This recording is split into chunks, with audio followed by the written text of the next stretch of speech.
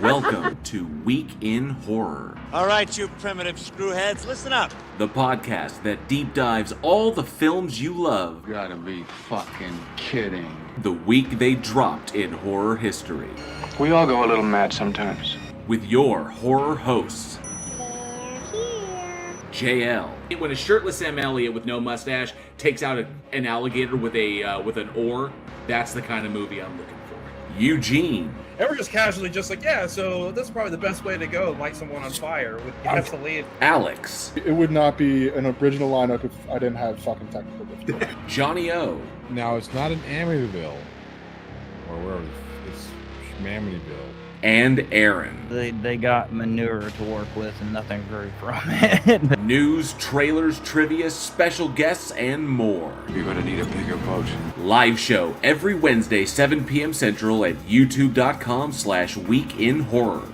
Welcome to prime time, bitch! And wherever you listen to podcasts. One by one we will take you. Week in Horror. Stay scared.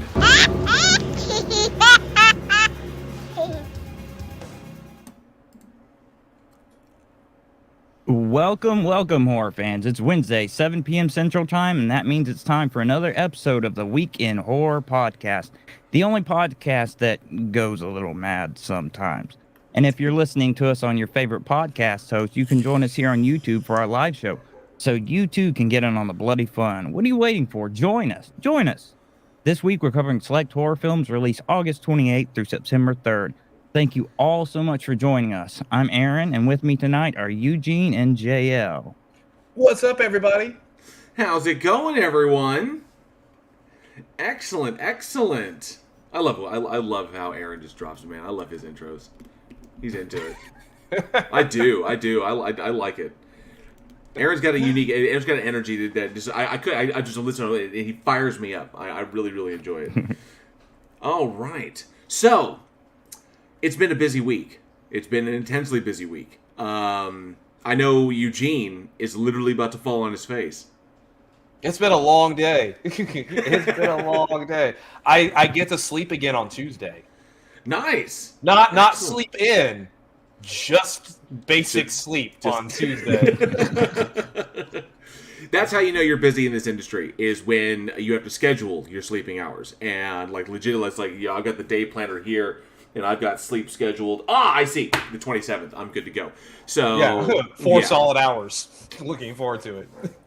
So instead of what we usually do is that when we're working is we try to use, like, if there's nothing happening going on, instead it's like if we're in the middle of resetting a scene or something, maybe you can catch like 15 minutes and just and then he's like, oh no, I'm back.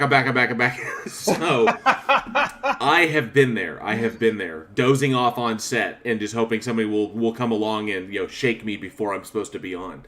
So yeah, but hey, that's what we're going for, is that all the stuff we have going on in the background with Week in Horror. It's not just the show, not just the podcast. The podcast in and of itself has become kind of just like flavor. It's like, this is something that we love to do because for me, it's us working in the industry and me as a writer and the various other things that I contribute with. Eugene directing and running around doing his Scorsese thing. The same thing with Johnny and Aaron and Alex and everybody, and how we're all involved in this. Is that like, well, this is the opportunity for us to kind of like sit back, relax, and remember why we're in this industry and why we love this industry so much. And that's why what the podcast has become to me. It's not just a way to try and do something creative. We get that, but it's an opportunity to be like, hey, remember, we are also fans, and this is why we love this genre so much. Yeah, it's a nice recharge for me. It's, you get the chance to actually sit down, discuss with you guys. We've got the fans in the live chat and just really enjoy the topic after everything else that's been going on throughout the week. Yeah. Yeah, because the one thing that'll surprise a lot of people is filmmakers don't really watch a lot of movies. You watch a lot of movies growing up, and that's why you get into it, because you love those films. And then you get into it, and you don't have time to watch movies anymore. Which sucks. It was one thing that I noticed is like going through is like I didn't get I loved going to the theater. Going to the theater was amazing until I worked at a theater, and then it was absolute shit. It just ruined it for me because once you see how the sausage is made, it's just awful. So I didn't want to work at a theater anymore. I just wanted to go as a fan. But then getting into the industry, once you start taking off, you get so busy that you just don't get to spend that time, and that's why this podcast became kind of a bastion.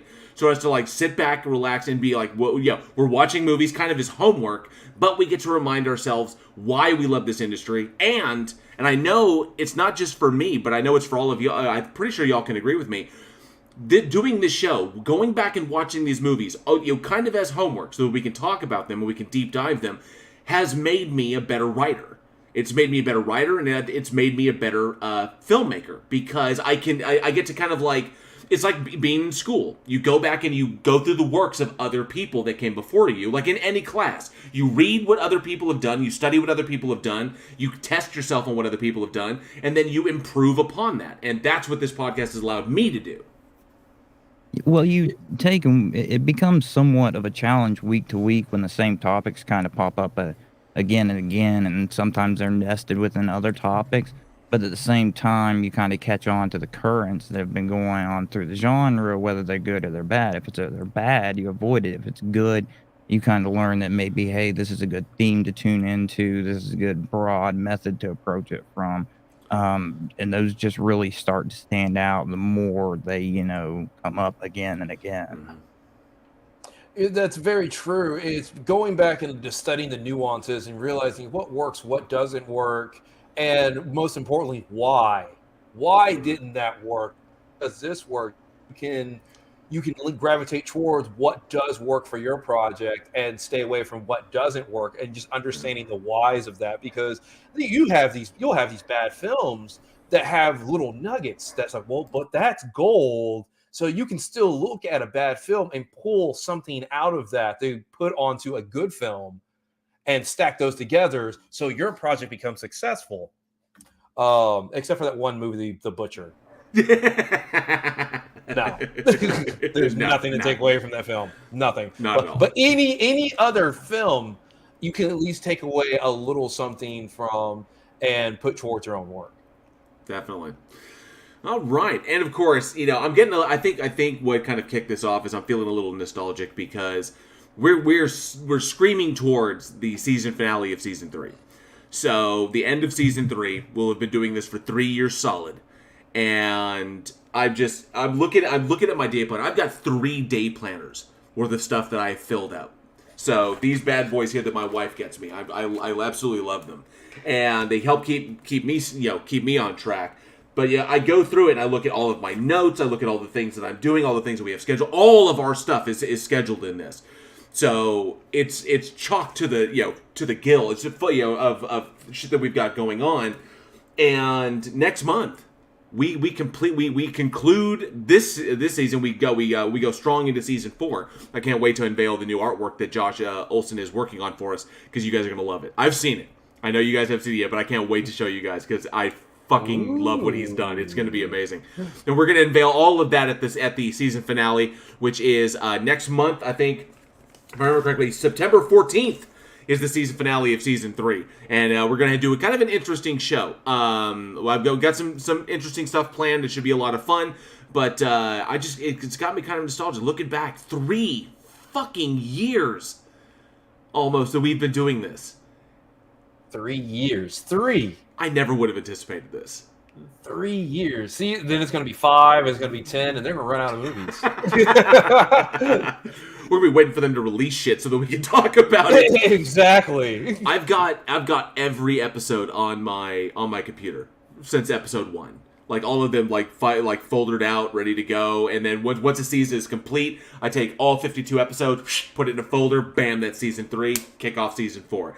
And then I just, seeing all of the hours that we've put in, the movies that we watched, over almost like 700 films we've watched for this, and it's been an absolute blast. But I don't want to get too much. I'm going to get too wistful and shit. So let's see who's in the live chat tonight. Let's see who has joined us before we kick off tonight's. And I also have a question for you guys because something interesting came along the wire. Nothing really. Well, it's kind of new. it's about John Carpenter. And so it's something interesting, and I want to run it by you guys. So, but before we do that, let's see who's in the live chat tonight, see who has joined us, and before we do that, let's kick off that banner. Bam! There are all of the amazing patrons that help us to make this show possible. There in the scrolling bar, or the crawl down below. You get your name there if you are a member of the Week in Horror Patreon family. All those individuals help us to make the show as amazing as it is, and put up with us every single week. So, I see we got Travis Brown is here. Good to see you, Travis Brown. Says, good evening, Horror Fiends. Good to see you, Travis Brown, one of our amazing supporters. There's Aaron, having a chat with him before we got started. And I see, that was Travis Brown. Says, doing good, finished watching Brain Scan this past Sunday. Ooh, yeah. Nice. Early Edward Furlong. Was that Edward Furlong? Was it? Or am I thinking another thing? Brain Scan? I think you're thinking of a different one. Hang on a sec. Is he? Yeah, that was Eddie Furlong. Okay, it is, okay. Yeah, Eddie Furlong, Frank Langella, that's right. T. Ryder Smith was the freaky guy, out of the game. So, but yeah, Brain Scan was a freaky one. Been working on some of his college classes. Stay in school. Good to go. Sarcasm's here, says lurking from work. Good to see you, Sarcasm. Thank you so much for being here, bud. Angel Rivera as well. Good to see you. And, of course, I see... Oh, Sarcasm says, watch both versions of Martyrs for the show. Again, the 2008 is still amazing. The 2015 is still crap. We got some things to say about Martyrs, the last film we're going to be talking about tonight. That is a seriously intense one. Sarcasm also says, really looking forward to hearing JL's take on Hell Knight. We got some things to say about that one as well. We have interesting films to talk about tonight, so I'm looking forward to it. Sir Little Wolf is here. Good to see you, Sir Little Wolf. Says, Aru to you. Thanks so much for being here. Do appreciate it. Gosh, if Heckfire's in the house, says, good evening, everybody. I hope the day has smiled upon you all. It has. So much so that Eugene is about to pass the fuck out from it. Nemo813 is here. Good to see you, Nemo. Says, hi, everyone. Same as Joshua Lee, another one of our amazing supporters. Good to see you, Joshua Lee. Says, yep, I did create a new trailer. I'm going to be tweaking that trailer a little bit. I realize I gotta fuck with the sound levels and everything, but we needed something new. So I put something together really, really quick, and it's not to my personal liking, so I'm going to readjust it. But yes, we do have a new intro. Just got to know, almost an entire year of hearing the exact same trailer, I had to change it up. It was starting to grate on my nerves as well. So that's the new one, but I'll make it better. I promise. At least you existed in that one. This is true. It's like the longest time Aaron was just like, Aaron is a part of the cast, Am I disposable? Is that what's going on? No, you've made it into the trailer. You're solid. You are solid now. You've made it into there's a record of your existence in Week in Horror. You're good to go. Sally Skellington is here. Good to see you, Sally Skellington. Thanks so much for hanging out with us. And I see Surf as well. Says, good to see you, Surf. And I see Mr. Malort all the way from Chicago. Says, there is no tired like first week of school teacher tired. No doubt. No doubt. Or I would say first week of principal photography is pretty exhausting as well. What do you think? Yeah. Oh, because after a while you kind of get into a rhythm of it, but it's like the first day, and it's like you build up to it, and it's like day one, and you're tired and you're sore, and it was like a 14-hour day, and you're like, cool, you have 20 more of these left. Yes. Oh yes. Oh, I know the feeling. As both actor and behind the camera, I know the feeling. Especially being an actor. I think the worst for me was 12-hour overnights for 3 weeks. That was the hardest project I ever worked on. Was literally just, it was like full long days, but they were all overnight shoots, and that threw my shit off so bad. And I tried to. It took me like 2 weeks to fully recover from that. Both kind of like, I think from a physical perspective, because it's such an immediate shift, because you're operating normally, you go to auditions, you go to callbacks, you're going through meetings and stuff, you're doing camera tests, and eventually you land a gig, and then all of a sudden, bam, you're on nights. And I just was like, and it's such a culture shock, and you're trying to force yourself to go to bed, and then eventually you get into the rhythm, and then the shoot is over, and now you're back on days again. It's like, no, I'm tired. You have auditions to go to. Get your ass in gear. You gotta go. I think one of the best ways I phrased it, I was watching an interview with the guy who edited the Bourne series, and he was like, yeah, the one thing I've learned about editing is that you finally, principal photography's done, And when the director finally comes in, he's just a shell of who he used to be. He's a shell of a human being. I wonder if this is why Kevin Smith edits while he's directing, because he'll shoot, and when they're looking at dailies, he'll be editing while he's doing that. So he'll be like cutting stuff and just working. So he kind of combines the two. So he'll edit during the day, and at night he'll go in, and when they're going over shit, he'll be like cutting and be like, this is what we want, save this, this is what we want, save this. And then once they're all done with the shoot, he's got everything that he wants. Then they go through putting everything together, color correction, and doing all that stuff and doing all the finishing touches. But that he said it makes the editing process so much easier because it's not all like, wham, here is 127 hours of fucking film that you shot, start cutting. And it's like, oh, god damn. And you're like, oh, fuck. That's why he's able to, that's why I think he says he spends like almost half the time that most people spend in the editing suite because he gets all that stuff pre-done before he gets there, which also helps to lessen the cost of his productions, but, in post, but makes him a very, very tired guy. It was probably the reason he was, he got as big as he did because he's just sitting all the time. Yeah, it's just sitting there, just cutting constantly. That's what Edgar Wright does. That also when he did Baby Driver. They actually they would shoot a shot and then automatically throw it in the timeline because the editor would be in the car behind the car that they're filming and like looking at it. So they're like, does this shot work? Hang on 1 second, and they would pull the card from the camera, upload it, drop it into the editing program timeline, and be like, that shot is good. Okay, now let's go to the next shot. Nice. Very cool. Amicus Productions used to do the same thing, but they used that because they did a bunch of anthology films. Everyone did the original, like Tales from the Crypt and Vault of Horror films. They would finish the first of the stories they were doing because they're anthology. Finish first anthology tale, chuck it into editing, and then the next one filming at the same time, and they would just run up as each finished behind so that by the time they got to the end, all they had to do was do the sequences in between, and it rolled it out faster. That's part of how they got so many films out in such a short period of time, is just chunk it off, edit it as they go, and then get it out the door. Instead of having it's like, why do you need, having your B unit just be your editing suite? And so, like, that unit's just like, here's the shit, go over there, you guys work on that, we'll work on this, and then just...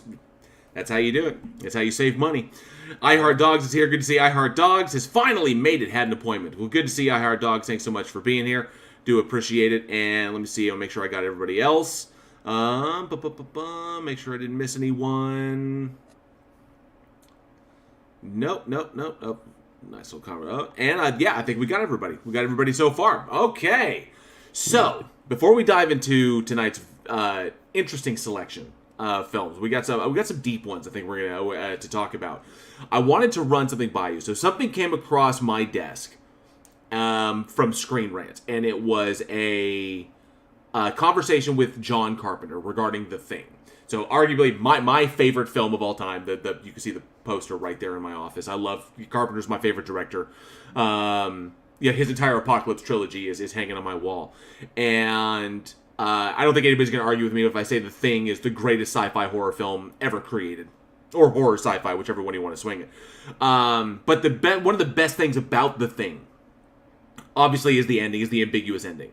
And there was always the big question in the air. Was Childs or McCready, were either one of them infected? And if they weren't, what could it's like, were they just sitting there looking at each other? Or... was one of them waiting to see if the other one was going to... what was happening? The ambiguity of the ending of that movie fits very well as a part of his Apocalypse trilogy. He, kicked off his Apocalypse trilogy. There was no hope. So, but it left it up to the viewer's imagination.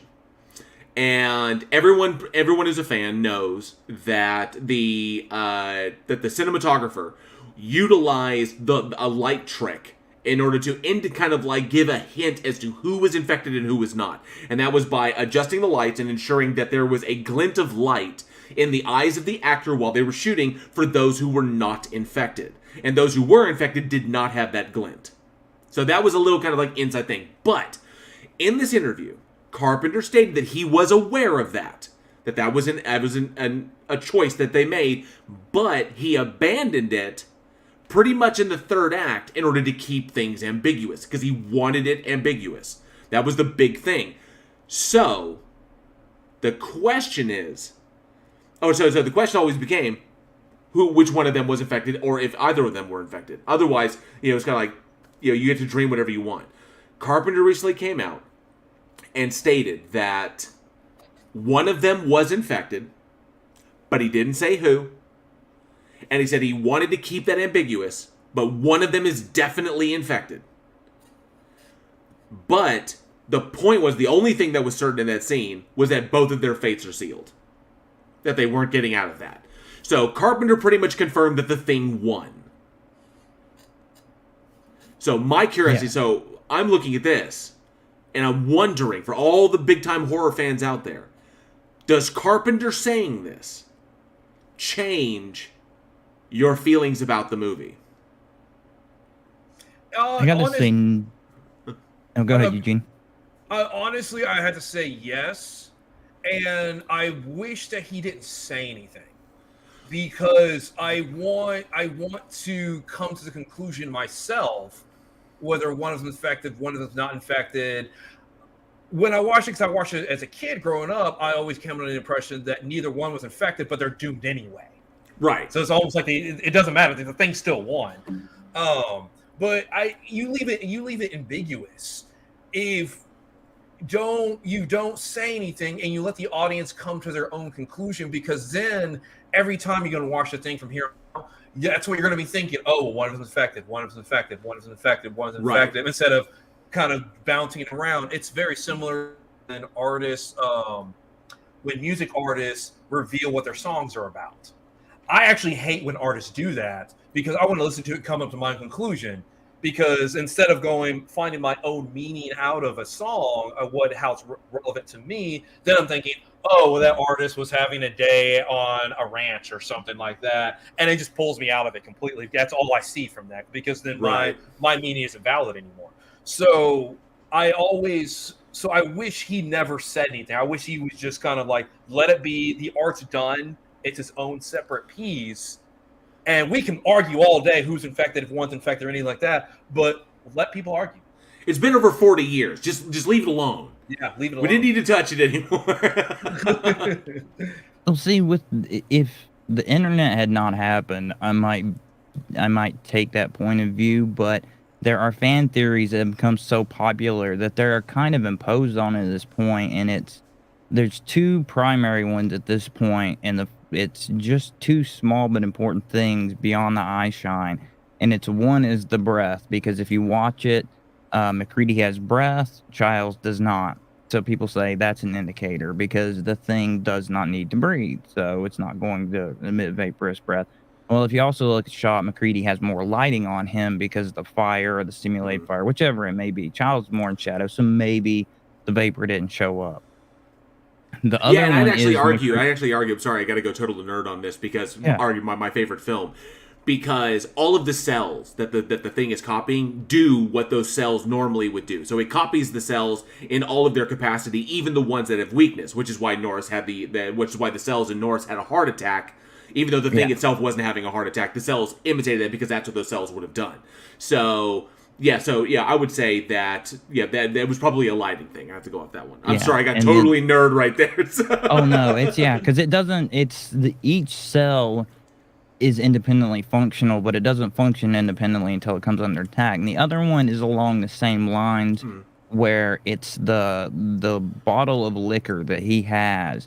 If you watch the movie, he had been using those as Molotov cocktails, and there's a theory that McCready took a swig of it because it's full of kerosene, and he didn't actually take the swig, he just put it to his lips. And when you do a production, you're not going to swallow over and over, and fake a swallow is a normal thing. And he hands it to Childs, and Childs takes a swallow of kerosene, doesn't react. But it's along the same lines, like you said, there's a chance they would react, but also there's some ambiguity, because we don't freak the fuck out and turn into a monster when you electrocute us. And I would say the thing cells that were mimicking his tongue would have reacted like a human tongue would have if he had put kerosene in his mouth. I think that would have been, because I think I'd heard about that at one point. It's like, oh, Childs was the thing, because he didn't react because he was like, no. I don't think that's because the cells would have reacted. They would have reacted as human cells would have reacted to taste buds. Taste buds in the tongue would have reacted the exact same way, and the thing would have recoiled at that. So yeah, but it's the same. So, but that's kind of my point, is that with the newly imposed fan developed lore, him dropping this actually kind of excites that. Who knows for how long, but it kind of adds depth and dimension to it to a degree. I don't necessarily think it's better or worse off than it was before. Just because of everybody's gonna argue about this shit. It doesn't matter.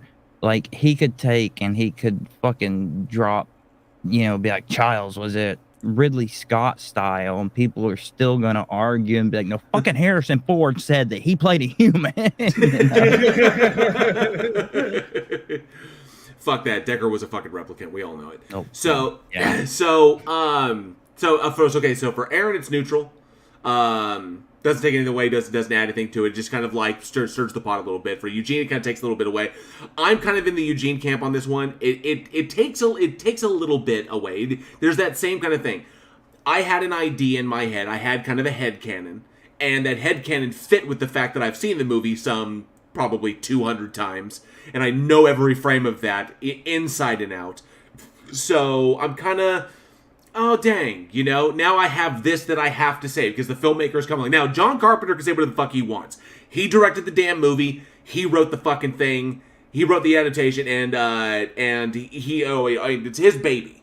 That's the one that essentially, I think, solidifies him as one of the greatest horror directors of all time. So, he can say whatever the fuck he wants. But I'm kind of like, here over 40 years later, I guess, it's just kind of one of those things, it's like, you kind of have to deal with it. But it takes a little bit away, but I still love the movie. I'm still gonna enjoy it for what it is. And now I'm probably gonna go back and watch it. I'm gonna go back and watch it again, and I'm gonna look for all these little fucking like nuanced details that indicate that one of them is okay. Well, if one of them is, which one, John? Which one is it, John? Now I gotta go back and watch it 10 more times to try and figure out which one it fucking is. Is it McCready? Is it not? Because all along. Yes, he's just reinvigorating the goddamn movie. And of course, you have to ignore the video game that came after it, which indicated that Child had died and McCready was still alive. That was the video game that came out on PS2. I'm that much of a nerd.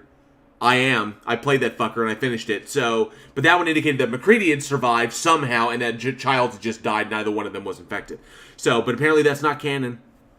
And it turns out that, jail goes Annie Wilkes and's got John Carpenter strapped to a fucking bed, like, finish it! All right, well, definitely. Was infected! Holding a sledgehammer.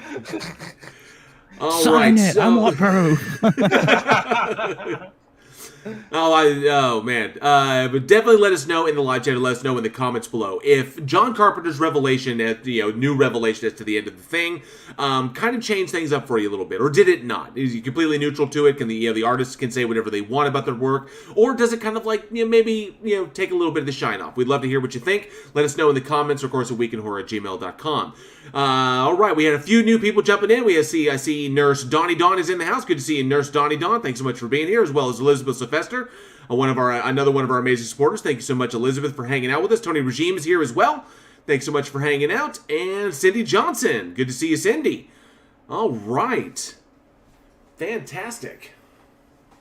All right, and it is my privilege to kick it over to Eugene for this next horror masterpiece.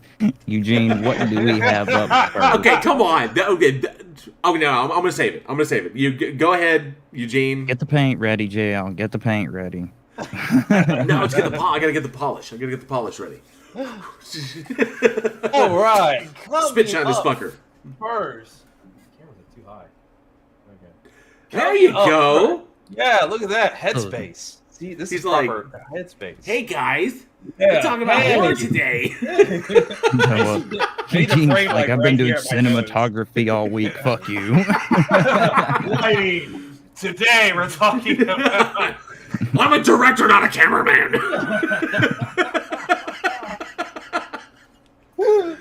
I did it on purpose. It's stylistic. Yes, as any great director will tell you, I fucking meant to do that. I meant to do that. It was I intentional. wanted it to be unsettling. Yeah, unsettling. Cinematography of like comes in, his iRobot. fucking camera's all like, it's for the Dutch angle, motherfucker. Yeah. It shows my state of mind. All the people listening to this who aren't watching a live stream are going to be like, what the fuck's going on? It's like, what the fuck are they talking about? Are they trying to picture this? That's why you should join us at our live stream, 7 p.m. Central Time on YouTube at Weekend Horror, youtube.com/weekendhorror. Check us out. You can join in on the fun. See what I did there? On purpose. Nicely done. Nicely Every done. Wednesday, you completely forgot the day. Every Wednesday, 7 p.m. Central Time. But up first, we have Hell Night, which was released August 28th, 1981. Let's check out this trailer. Kinda glad I wasn't alive yet to see this in theater.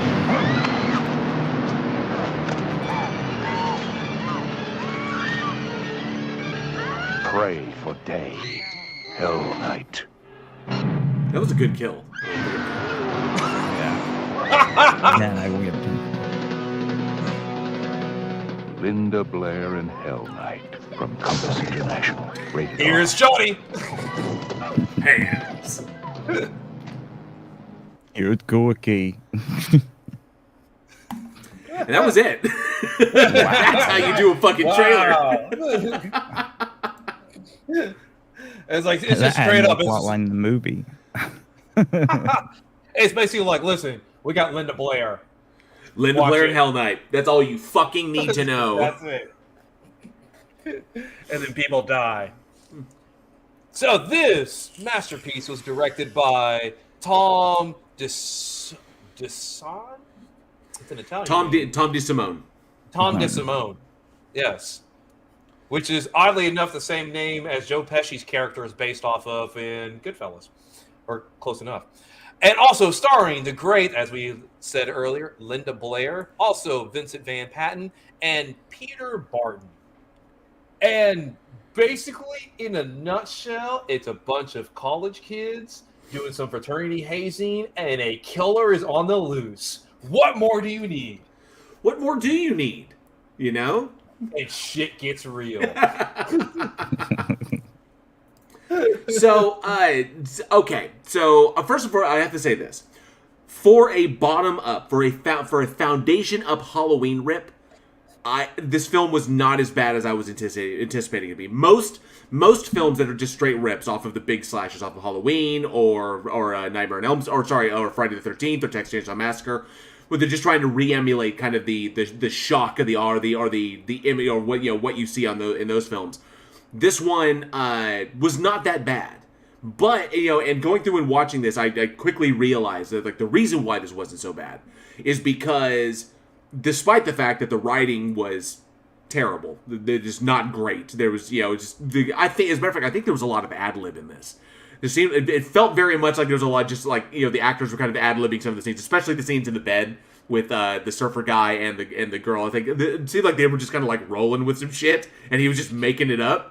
You just kind of see where it goes. Just talk about surfing. He was like, I don't. Okay, just so I've never surfed before ever. It's like, well, here's a list of terminology you can use. Oh, fuck. So, and it was like, no surfers talk like that. I grew up in California, but nonetheless, I digress. I think, despite the fact the writing was pretty lax and the acting, Linda Blair wasn't really given a lot to work with. She was a final girl, but when it comes down to this one, what saved the day on this and what really impressed me was the crew. It's like, this is an example of how a substandard slasher rip, which is this, it is a Halloween rip, is essentially what it is. Because this came out in 81, and it kind of ripped off Friday the 13th as well, which came out in 80. So it kind of pulls from the big slashers and kind of recreates some moments there, where you see nothing but the hands and the hands kill, and a lot of the camera like looking around and shit. So all of the classic slasher tropes are there that were established in the 80s. The formula is there. It's pure formula. But man, what they pulled off cinematography-wise, lighting, sound, everything, that functioned well. Of course, and not to mention set design, because The mansion was fantastic. The way they lit it, the way they captured everything. This is how a competent crew who knows what they've got, and it's like you looking around and say, okay, I've got all these pieces to play with. Now I can put them together. And this is where you get creative people behind the scenes who can make your movie look and sound fantastic, despite the fact that the people who are telling the story really aren't that great, and your concept isn't even really that inspired. So, but otherwise, that's the reason to watch this one, because interesting kills, good shots, good cinematography, solid, creepy, atmospheric, the manor with the deformed psycho killer in it. It works. I was surprised. It was not as bad as I thought it was going to be. Yeah, it's. Yeah, go ahead, Eugene. No. Go ahead, Aaron.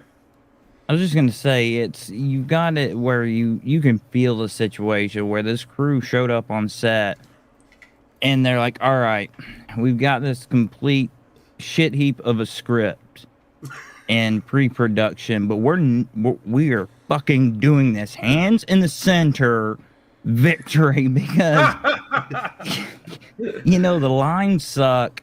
The casting is about 50-50. You've got some good actors. You've got some bad ones. The surfer guy, oh, God. That was rough. It's like his lines, as soon as, he got through that gate to the house, the only thing was convincing was the fact that he was trying to get laid and saying stupid shit. I mean, I've been there before. I've done that dance before, too. But, beyond all that, the actual way that it plays out, the plot's not really there. There's no depth to the bad guy, which is something you really need on a slasher, especially if you're even thinking of doing a second movie, which I highly doubted they even put that thought into this. It's not there, but once that snowball started, the crew really did their jobs to get it nailed out because, like you said, it's great cinematography. The execution on the special effects for the era and the budget is really great. Mm-hmm. The one thing I would have a critique on is the fact that they said that they wanted a more gothic theme, so they went for this whole costume party. But you've got one dude running around in heart boxer shorts, and then the other chicks that got on a garters and a corset, and I'm like, that's not exactly gothic. But beyond that, it's not a painful one to suffer through. It's a great party movie where if you've got 4 or 5 or more people around chilling, you want to watch some kills and everything, but you don't need to track a plot. This is one you throw in because you can have beers, you can have snacks, nobody's getting lost. But when that chick's head came off, even I was like, excellent kill. Excellent. I was impressed. I was kind of like, it was a good fight. The struggle was real in that one. You snagged her in the hole, dragged her down in the hole. It was like, oh, she's gone. It's like, boom, put her head up there. It was like, hot. And I was like, oh. Yeah. Funk. I was like, oh, shit. They didn't go the typical stupid route where the head goes flying. They got smart and kept the head in place, and so that, you got real head. That sounded terrible. That's not, you got a real person's head. That's going in the next and a trailer. body falling away.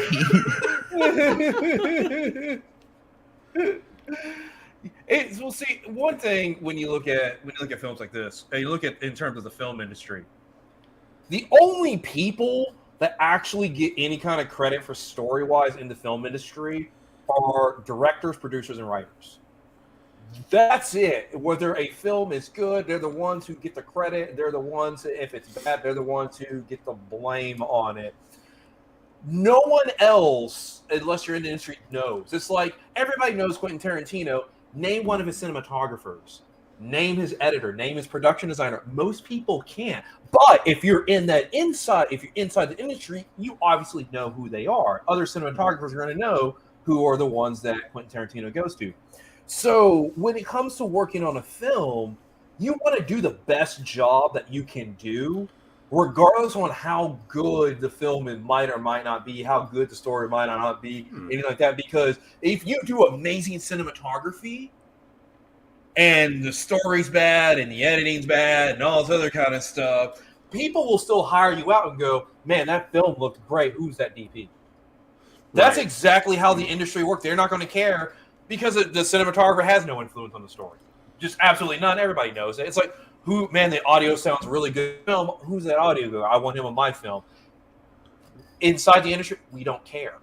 We just do not care. You execute your job well. So when you take a film like Hell Night, you do your job well, you get hired on the other projects regardless of how good the film is. And that's exactly what they did here. And they had Linda Blair. They obviously Linda Blair established in The Exorcist, and that she kind of like she's pretty much rode that fame, from there, going forward. And so they cast Linda Blair. That secures pretty much everything. And then, unfortunately, it's just kind of like one of those movies that comes along. And we're going to talk a little bit about fairly large name stars, doing those films that you're pretty much required to do when you're developing your name, when you're trying to develop the brand that is you as an actor. So we're going to dive into that a little bit later. But ultimately, I was kind of like, even Linda Blair wasn't given that much to work within this. She wasn't really given a chance to act. But then again, this probably was, I'm sorry to say, I love Linda Blair. I absolutely do. But, I've seen The Heretic, and it's probably a decent thing that she wasn't. That's just me. But she looks fantastic. I love the kind of gothic appeal. The fact that the entire film, essentially, horror films of the 80s, especially slasher films of the 80s, followed a particular trope. Slasher films all centered around a particular thing. They have one central thing that everybody is drawn to, and that's what the killer is. And it doesn't matter what that central thing is, as long as there is one particular central thing. So, like for Friday the 13th, it was Camp Crystal Lake. For Halloween, it was centered around the particular holiday. So you can take one particular thing and center that around, center your slasher film around that thing, and then everything else is is connected to that. So with Halloween, it's centered around the holiday, and then all of the different houses that are involved that Michael Myers can go to and kill people at while he's hunting Jamie Lee Curtis. In this particular one, it was all about, you have the manor, you have the big giant haunted manor, and all of the kids come to it for the little hazing ritual for the sorority, and the kids get locked in, killer inside, wackiness ensues. Same thing will go with the next film that we're going to be talking about, and that's what you'll see. And everybody tries to do something a little bit different, try to reinvent it a little bit. Whether it's centered around a birthday, like from Happy Birthday to Me, or it's Texas Chainsaw Massacre was like the middle of nowhere Texas, like this one thing. Everything tries to center around something and do a little bit different. I liked the idea, the visual flair of the film. Like, having her in there, her kind of like gothic style, even though she was Red Riding Hood, her gothic style dress. But the reason any of that works is because of the magnificent people that were behind the scenes. Is that they're the ones that made that work. Your costume department, your prop department, your lighting department, sound, everybody behind it, especially your set design, your art department, everybody was firing all cylinders. Unfortunately, you don't see the director, he didn't get a lot of work after this, and they kind of like obscure, but the film succeeded where it was supposed to succeed for telling the kind of scant story that it was telling.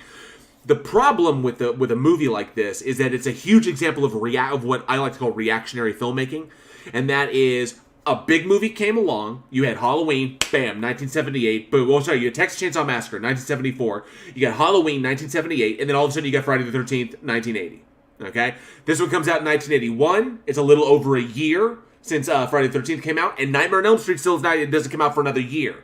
So you've got this kind of like this glute of time in between Friday and Nightmare, where it's like, let's capitalize on Friday the 13th's success. Let's follow the same tropes, follow the same formulas, and this is kind of one of those ones that we've talked about. We've talked about many of them, where it's kind of like, there's a barrel full of movies that just tried to do what Friday did, what Sean S. Cunningham pulled off. And so, and of course, there's an argument that he pulled from other people's shit to make that movie work. But steal what works. Go with what works.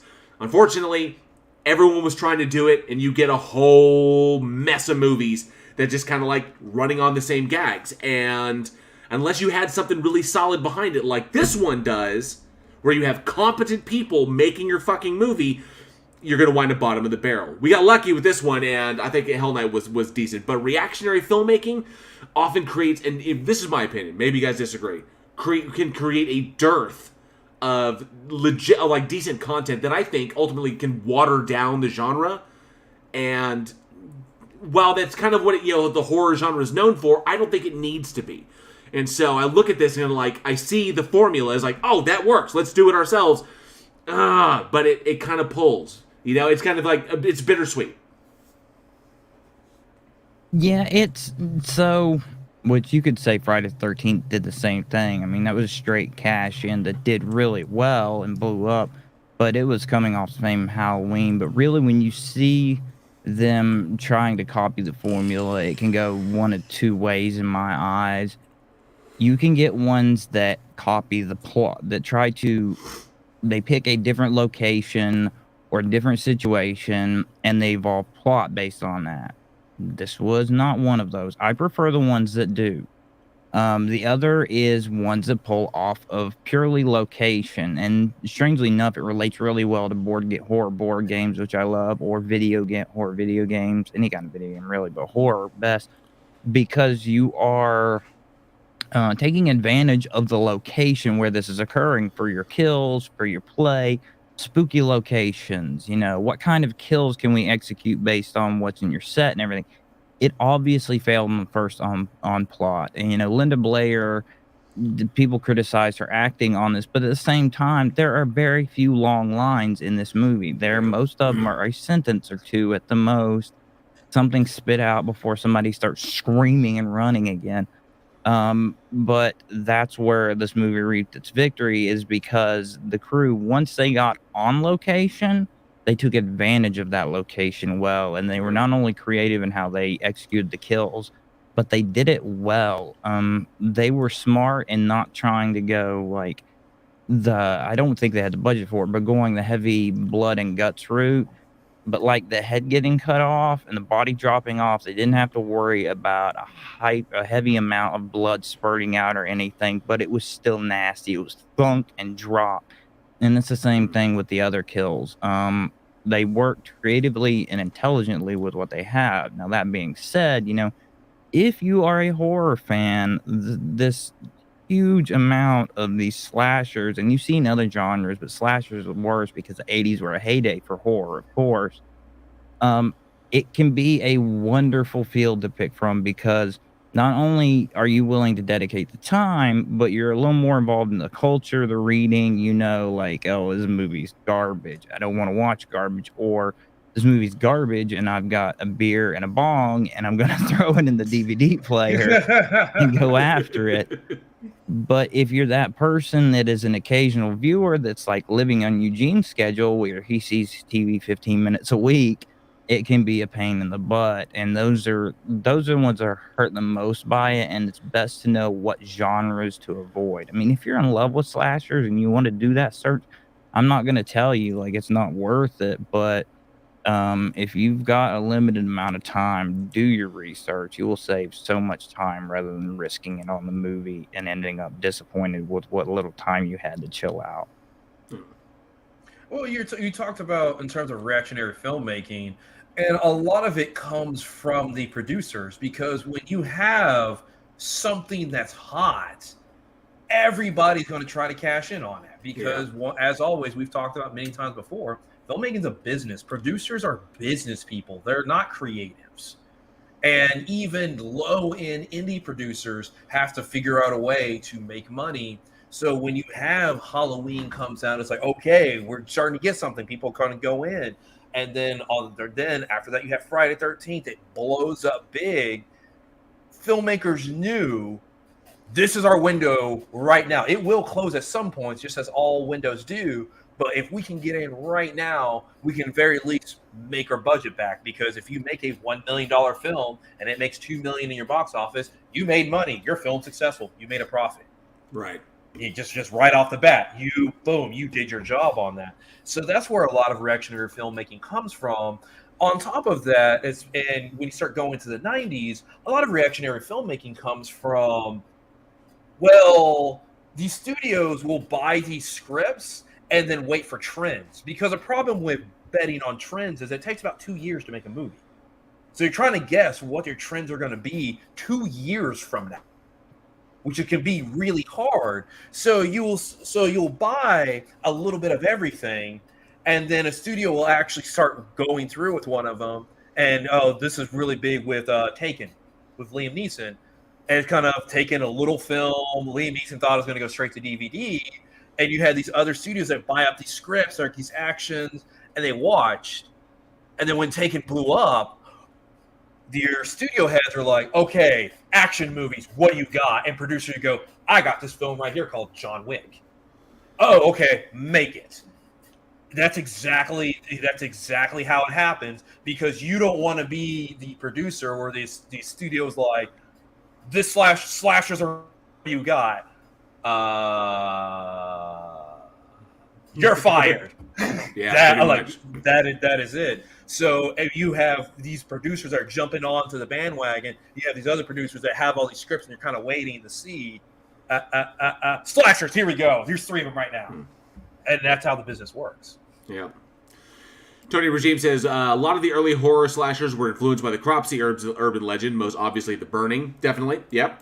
That is true. In fact, it was Friday the 13th managed to get there before the Burning did. So Sean Cunningham managed to scoop the Weinsteins in getting that one out.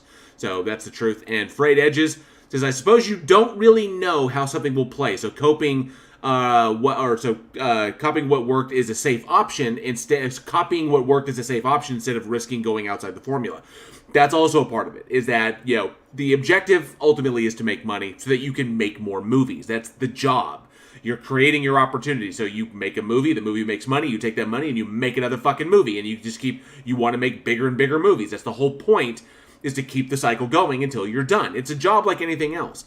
It's just that it's one of those ones that kind of combines art with being a job. And I know that it can leave a sour taste in your mouth from someone working in the industry like me. I just kind of old school like that. But yeah, that's ultimately the formula. And capitalistically, you got to jump on every opportunity that comes along. And if something is hot, you got to strike while the iron is hot, or you miss your opportunity. And then maybe you won't make any more movies. So you were kind of a slave to the system in that respect.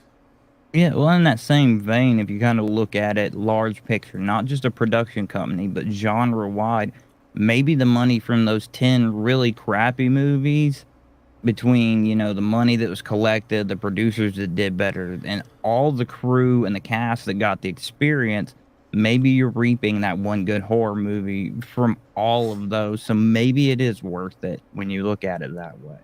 Unless you're the Asylum. Well, I mean, yeah, and then money. Can't do any more of the song, or we'll get sued. Make it rain. I mean, that's the formula when you talk Blumhouse and A24. That's why you have a Blumhouse A24 movie released every 3 months, because instead of taking $100 million for one film, they did 10 films, and knowing that if 3 of those films hit, it's going to make up the cost of all 10 of them. Right. So Blumhouse took a bunch of risks, and they would make these, they'll make these films, and then the ones that don't do anything get kind of swept under the rug, and then the ones that do stuff, like you have like The Purge and Get Out and Whiplash and and Happy Death Day, then boom, sequels. We have franchises now, and we can invest in these franchises, and then the ones that don't do it just sweep under. And that works. Well, that's at the beginning of what some people call the blockbuster era, which you can see it building. But I think it was Batman, the Tim Burton Batman, that really officiated where they started that system of, it was expected one movie would pay off several movies. So just churn them out and hope one hits hard. Yeah.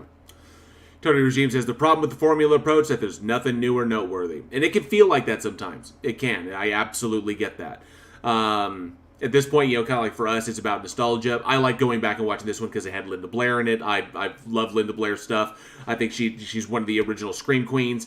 So just because it had her in it, I was attracted. I was like, I'm going to say this. Not to mention, I'm not going to lie, she was cute as fuck back in the day. She still is. I still love her to death. Just like it was like, oh, cool, getting to see like the actors you love now. Just go see their early stuff. It's so much fun.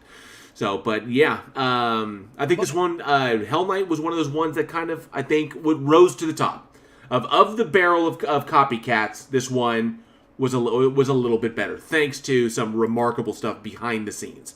And as a director and producer myself, I typically try to write for not only the director, not only for the actors, but also for the crew, in order to really generate something. It's like, check this out. I try to write for everybody in mind, so that when they look at it, it's like, oh, we can do this, or we can do this. I try to make things interesting as possible for everybody without making it impossible.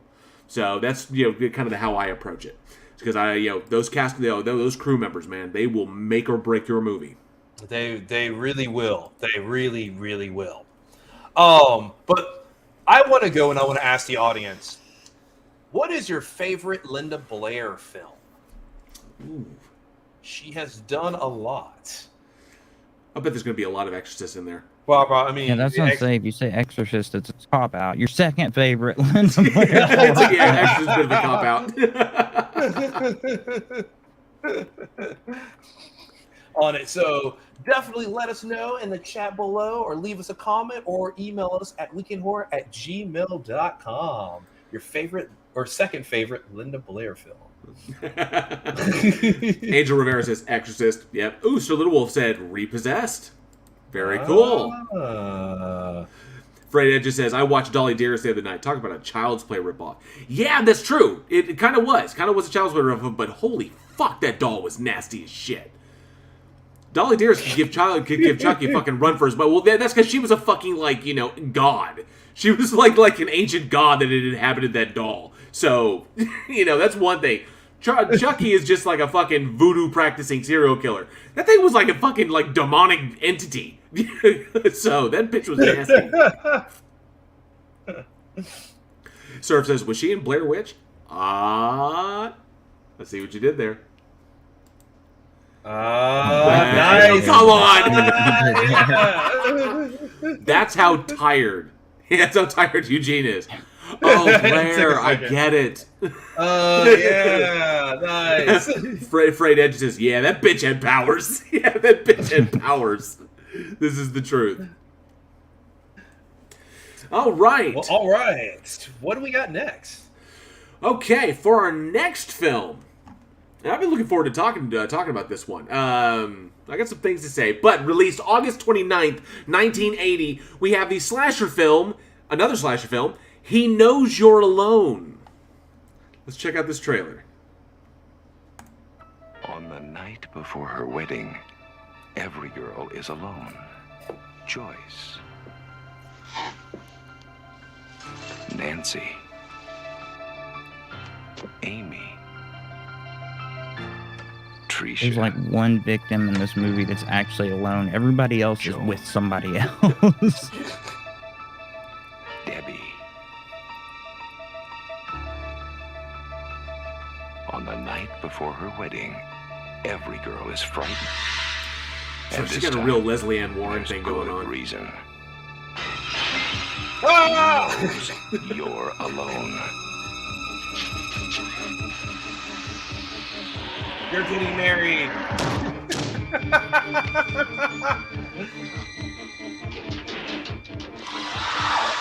This dude fucking hates the bridal industry. Yeah. Who the next girl is. Never mind how. I just know who it is. On the night before The bride you dress color wrong. knows you're alone, and it's going to be for the very last time.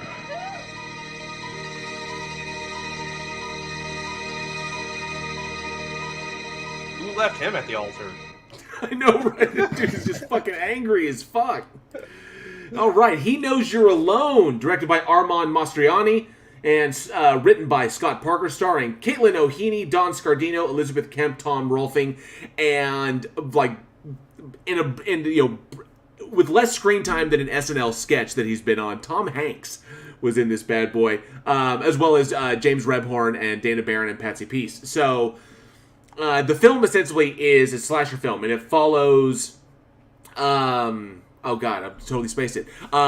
It follows a young girl, Amy Jensen, as she is preparing for her wedding, and she begins to realize that she's being stalked by somebody who the police are aware of, the serial killer the police are aware of, who is targeting women who are about to get married. So targeting not only them, but also their bridal parties. And of course, this leads to a confrontation ultimately with the killer as she tries to survive to make it to her wedding day.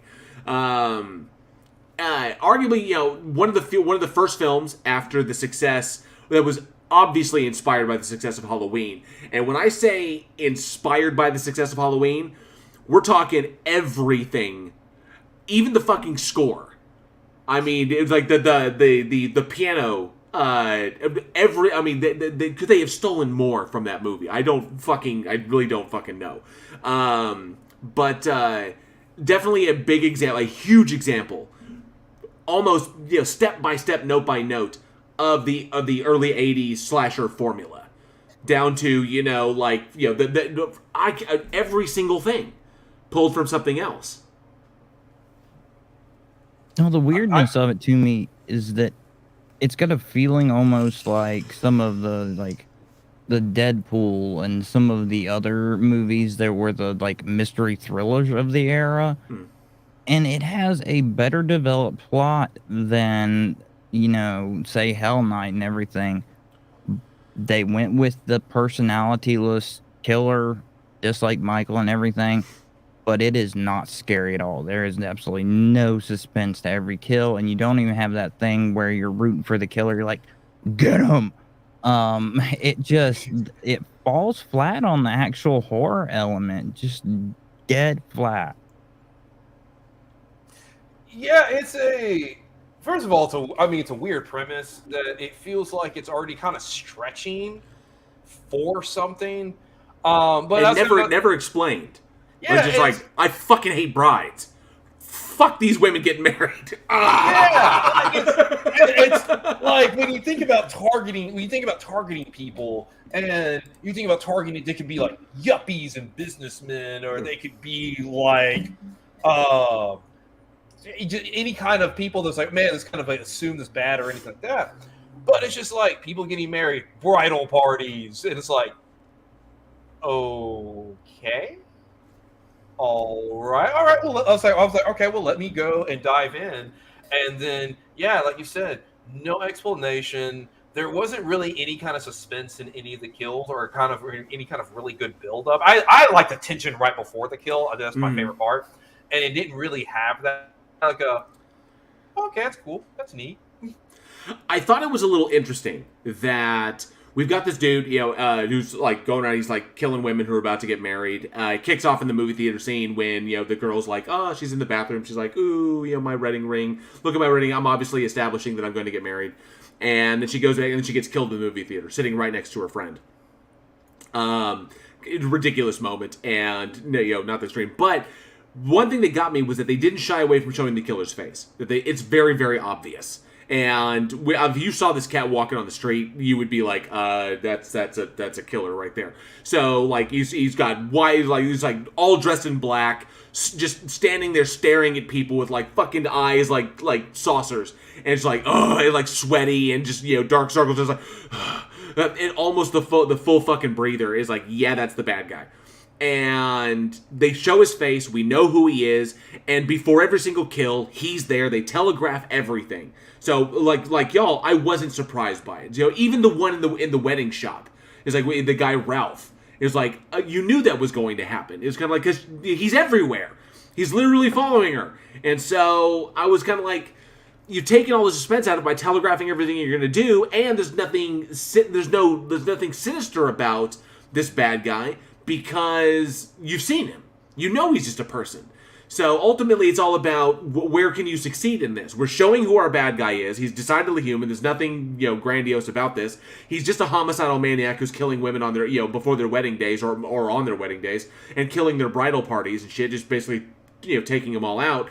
So what do we have? And it should be a good win on the kills is where it should be. That's where the hits should have landed, was the graphic nature of the kills. One kill we don't even see. I mean, two of them are just hand, I'm stabbing you repeatedly. That's pretty much it. One we don't even see. The guy leaves the room. He comes back, and that's the one where the guy leaves the room when they're about to have sex. They get interrupted. Guy leaves. Guy comes back, discovers body. It's typical shit. It's either he leaves and discovers body, or he leaves, gets killed, and then she straps. So the Halloween formula, where the guy goes to get the beer and then he gets killed, and then he comes in. So either way, but they dropped the ball so much, and to the point that I almost felt I was kind of watching a Lifetime horror film. Just kind of why? And the only thing that got me, even to I was the worst of it locking the killer in like that room with a big giant fucking window on it. Locks him in the room, and then the big wide shot where she's like, I've trapped him. It's like, okay, 3, 2, 1. Hand through, like, oh, there you go. Come on. He's like, what are you doing? So it pulls everything, almost like I would say shot for shot from Halloween, and I would say the only thing it has going for it is the kind of like the little twist at the end, which I think felt very tacked on because they knew that they hadn't really achieved what they wanted to achieve, so we needed to do something a little different. It's like, oh, she didn't escape it, after all, that wasn't the killer you had to be worried about. But it comes to... Go ahead. I was say, to get the suspense of the killer, there's got to be a chance of escape, but the way things go, they almost make the killer too good, where his run-in with them feels nearly incidental. He's not leaving evidence behind where people know there's a killer in town. He's not leaving stuff at the scene where they might detect he's there. There's not even like just incidental stuff where they might just happen to escape him laced in. So there's no suspense of an escape. It's a foregone conclusion. If you're gonna, like JL said, if you're gonna do that, you need an epic kill, and they only achieve that. And then as far as the logic of the kill go and why he's doing it, at first it feels it is kind of related to infidelity, because you've got the one chick that's sleeping with the professor who's married. You've got, even with the guy at the bridal shop, he helped the person that was not her husband, that was trying to Marvin, the character of Marvin, yeah, to have an encounter with her. So maybe he's blamed for that. But then this chick that just had a date with Tom Hanks and didn't even have sex with him gets murdered. And you shoot that to hell, and then you circle back all the way to the victim at the beginning, because it's like his MO is this series of kills where he's building up to this grand kill of the bride and everything. But you circle back to the very beginning kill, and there's obviously nothing, because the friend would have been like, oh, all our friends are getting killed, I better get her the hell out of this theater. But there's nothing. Like, there's no functional logic, there's no suspense. It's, some people put in some work, but they just didn't finish it. It's hilarious because you mentioned Tom Hanks and the character. They have this moment where they kind of hit off. She specifically is going to like hit on him. It's like, oh, they're going to go and they're going to do it, and it's going to be we're setting up the next kill. And then all of a sudden, it was weird because Tom Hanks shows up and he's got this part, he's got all these lines, and he's like setting up with this girl, and then then they go to the amusement park, or they go to the little carnival, and it's like, oh, now we're gonna go back to your place. Yeah, it's obvious we're going to go have sex, and then they go back to her place. We never see him again. He disappears. It's like, where did he go? See, what happened is the budget said no. Well, what's hilarious, and I would have accepted them. What's hilarious is apparently, and this just goes to solidify. Tom Hanks is an American treasure. Tom Hanks is just a treasure in and of himself, because apparently the filmmakers liked Tom Hanks so much. It's like he was just like the most wonderful person. The filmmakers liked him so much they omitted his death from the film.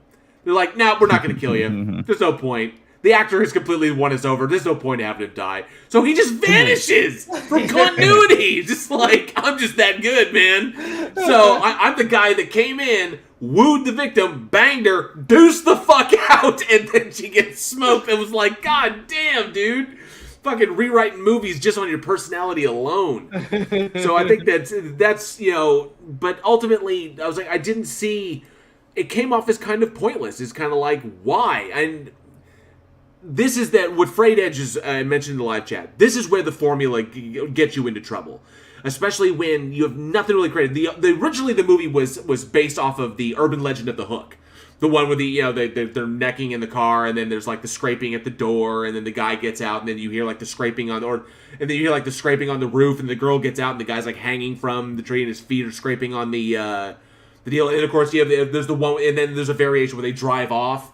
It finds out that the hook is in the side of the door. So it's an urban legend.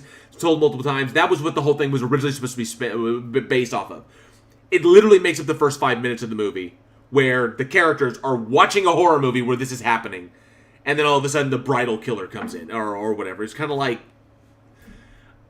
honestly, I don't think they knew what they had. I don't think they knew what they were doing. I think they had a concept, and then it kind of got away from them, and they just needed something. And so this is where that formula. Sir Little Wolf said, necking? What decade is JL in?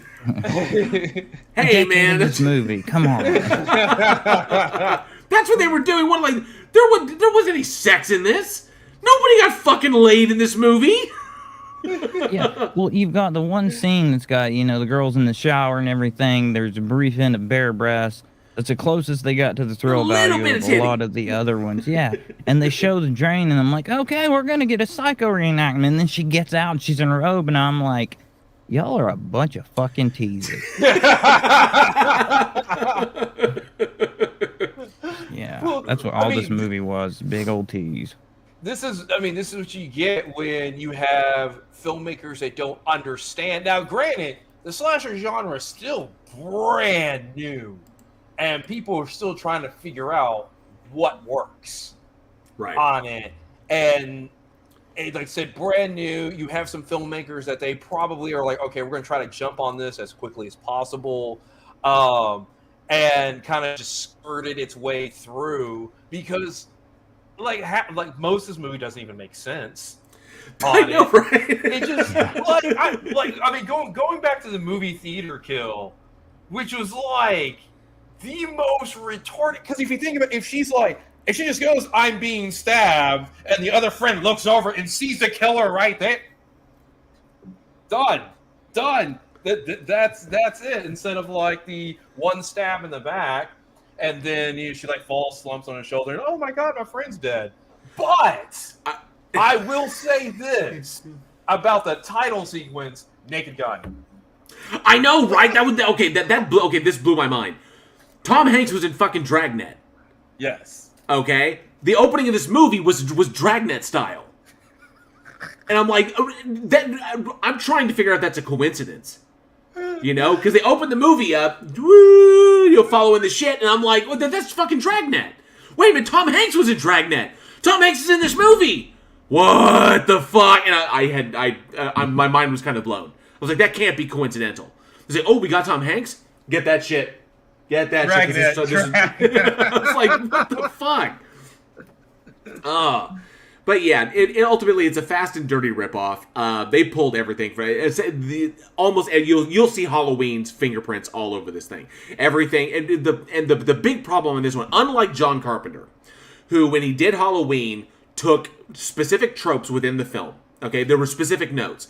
There was the idea that Jamie Lee Curtis' character, that Laurie Strode is being isolated by this killer, so she's the only one that sees him.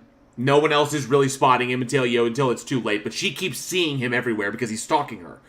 And the isolating notion of this and the effect that it's having on her emotionally and psychologically. Then there are specific other notes regarding the kills, regarding the violence, and regarding, the final girl concept.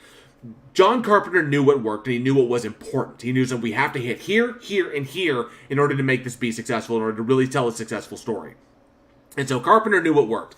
In this particular one, they did the exact same thing, only instead of saying, these are the important things, these are the important notes we need to hit on the killer itself, understanding why he's doing this, and we need to hint on the idea that this girl who is supposed to be preparing for the happiest day of her life, and she's surrounded by her friends and everything, how this killer is isolating her amongst her friends, amongst her bridal party. Everyone's oblivious, so it really centers the story of her story and his story, and then find the beats that work and center on those. Instead, it glosses over everything. We've got the ineffectual cop, who for some reason is sick, but we never understand why. We've got the killer who is killing brides and targeting the bridal parties, but we don't know why. We've got the girl who's isolated, and she keeps seeing the killer everywhere, but she never really takes that anywhere. She says, I saw him. He's not there. There's nobody there. Okay, let's move on to the next fucking scene.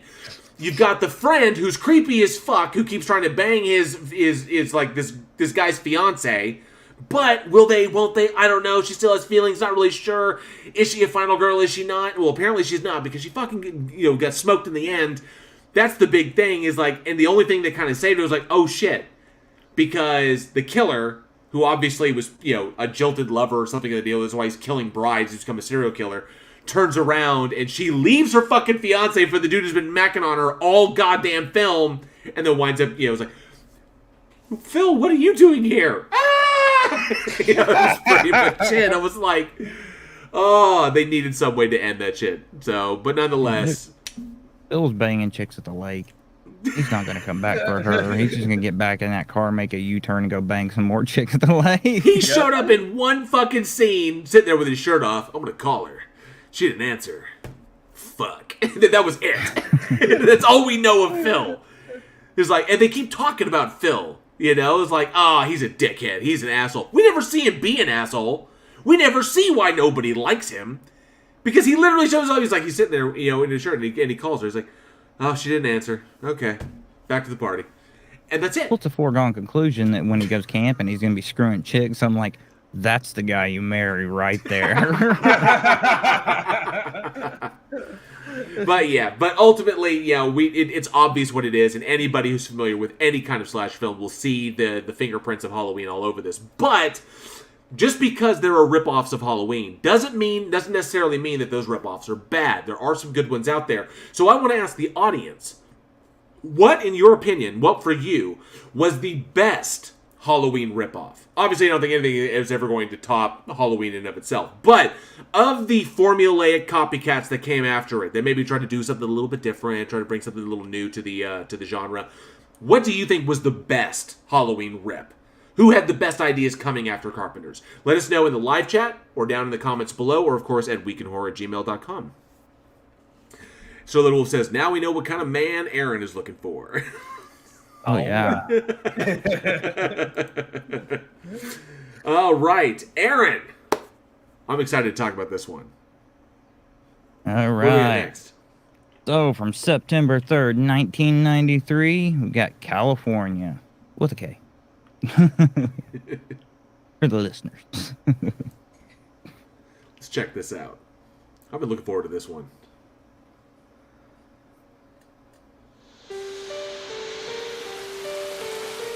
I think we got a book here. A book on some of the most infamous murders in American history. I want to go to where they lived and where they killed, and I want you to take the pictures, and I'm going to write the text. Looking for somebody to take turns at the wheel and share expenses on a week-long cross-country Blue Highways tour of historic murder sites? Brian, who in their right mind is going to want to do that? Early, tell me more about California. Let's see. One thing, people think faster out there on account of all that warm weather. Cold weather make people stupid. That's a fact. I guess that'd explain why there's so many stupid people around here. I think we should have at least met them first. Beggars can't be choosers. They were the only ones to answer the ride-share note, remember? Please don't let them be as boring as Brian's friends. Anything but that. You've got to be kidding me. Look at them. They look like Okies. Oh, jeez, Early, they look kind of weird. Just in case. He can't help the way he was raised. Gotta feel sorry for him. You feel sorry for him. That's so sweet. You cut your hair. Early cut it. He said it makes me look more pretty. You know, you and I, we gotta talk about your good buddy Early. Who said he's my good buddy? You look good with a gun, Brian. Now give another shot, you mean boy. A week ago, you would never have picked up that gun. Never! Hey, say it's a tourist job. That sound like your boyfriend? There is a nationwide manhunt for Early Grace. What was that? Nothing, Brian. It was just the thunder. I saw him kill a man! You ain't never killed no one, have you, Brian? No. Tell me something, big time. How in the hell you gonna write a book about something you don't know nothing about? He's a monster!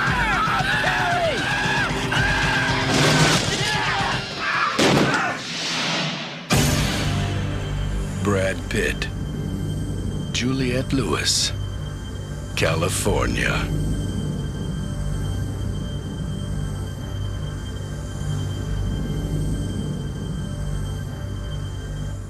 It's a good soundtrack.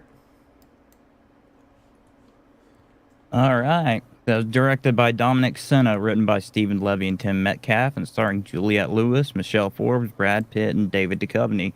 It's a story of a guy that's writing a book on serial killers, and they're also moving from New York, California. So he and his girlfriend decide to do a ride share the cost of gas with another couple played by Brad Pitt and Juliette Lewis. And it turns out that they are crazier than shit. And, this is generally where Eugene's line comes in. And shit got real. Oh, yeah. Very, very quickly. It does. It seriously does. I thought one thing I thought that was really, really cool about this one is that Brad Pitt and Juliette Lewis actually portrayed these portrayed versions of these characters before this in a television film called Too Young to Die, which was, I think it was a Lifetime movie or one of those, but it was essentially a film about that was shining a spotlight on the death penalty, and could somebody be too young to go to the chair, and just one of those kind of like horror movies with a message. But then they got to kind of expand it, coming to this one playing almost identical characters to those in this one. So I credit that with the kind of comfort that each one of them had in their roles here, which works even better because you've got Michelle Forbes and David Duchovny kind of reacting to what's going on here, making for some fantastic chemistry. When your actors are really, really comfortable in their roles and they understand them and they know the nuances that because they've already established them before. I think that kind of lent itself to this, which is why Brad Pitt was so fucking effective in this movie.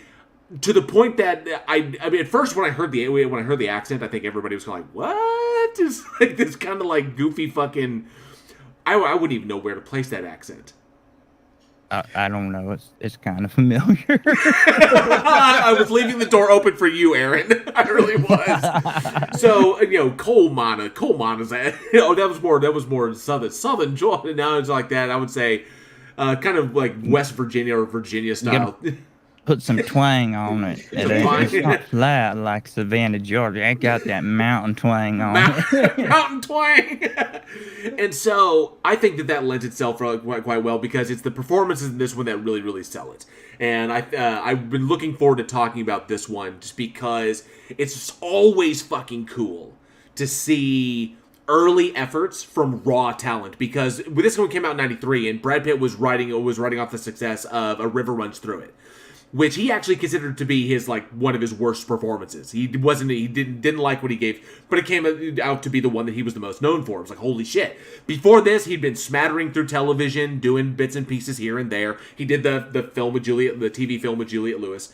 And then all of a sudden, he comes across this one. This was before he landed his big hitter, which put him on the map, which was Interview with the Vampire. So, which would come shortly after this. But I like seeing early efforts by young actors when they are still trying to prove themselves and still trying to solidify themselves as kind of like masters of their craft. And seeing how, David Duchovny, who would go on to X-Files, Michelle Forbes, Star Trek The Next Generation, she was coming off of that one. She played Ensign Rowe, and she was, kicking ass in that one. And then, of course, fucking Brad Pitt, the legend of Brad Pitt, Juliette Lewis, So fucking cool seeing, because, when you're raw, when you're young and you're raw, just like college football, you leave everything on the fucking field. Once you make it to the game, you're good to go. But college, that's when you prove yourself. And that's what these cats are doing here. Yeah, exactly. And, I mean, this is where you get young Brad Pitt. Brad Pitt can act. I mean, Brad Pitt is a phenomenal actor. He's been taking kind of a certain type of roles lately, but he absolutely can act. And you got to think, with Juliette Lewis, I barely remember any sane roles that she's done. Legit, because right off the bat, when I first saw her, I instantly thought Natural Born Killers. Right. She was phenomenal in Natural Born Killers as Mallory Knox on it. And then she was also in Way of the Gun, which she was just insane again on that one. I think her most stable role, her most stable character, was From Dusk Till Dawn. And look at that movie. Even the hallucinations in that, though, are still just like... You talking about Quentin Tarantino's character, his hallucinations. Yeah. And you think about it, she was still kind of crazy in that film. It's just everybody else was so much more. With George Clooney and Quentin Tarantino and everything else that happens in that movie, she seems more sane than she actually is. This is true. On it, but I did actually. I really enjoyed this film, and it's always an interesting. You don't know when you meet people for the first time. You don't really know who they are. That's always a trope that I've always liked to work. Well, I always like to work with. So I did. I really enjoyed this film. I mean, it's 1993. Cell phones were really a thing, so you ain't calling for help unless you can find yourself a payphone. So stuck out on the road with some people that you have no idea. It's always a fun. It's a fun trope, and obviously, you know, this is an anti-hitchhiking kind of message. Just don't pick up strangers. Don't ride with strangers. You know, Rutger Hauer taught us this in The Hitcher. So, you know, apparently they didn't see that one. It's on their watch list. It's just what happens when you just read. You got to get you some videos in. But So- yeah, it's crazy. Oh, go ahead. I was gonna say they've got David Duchovny and Michelle Forbes, who they had their challenge was to play these very flat characters. Yeah, there's some kind of intonation, especially when they're arguing with each other and stuff. But the characters are very relaxed, very flat. They still had to portray stuff using that. But then you've got Brad Pitt and Juliette Lewis, and they're like, "This is the scenery, chew the shit out of it, and just turn them loose." And they're almost so extreme, like that. It almost feels silly sometimes, but it works out perfectly because, especially Juliette Lewis pushing across points about like how crazy he is. We know he's crazy, but in the background, like what kind of scumbag he is.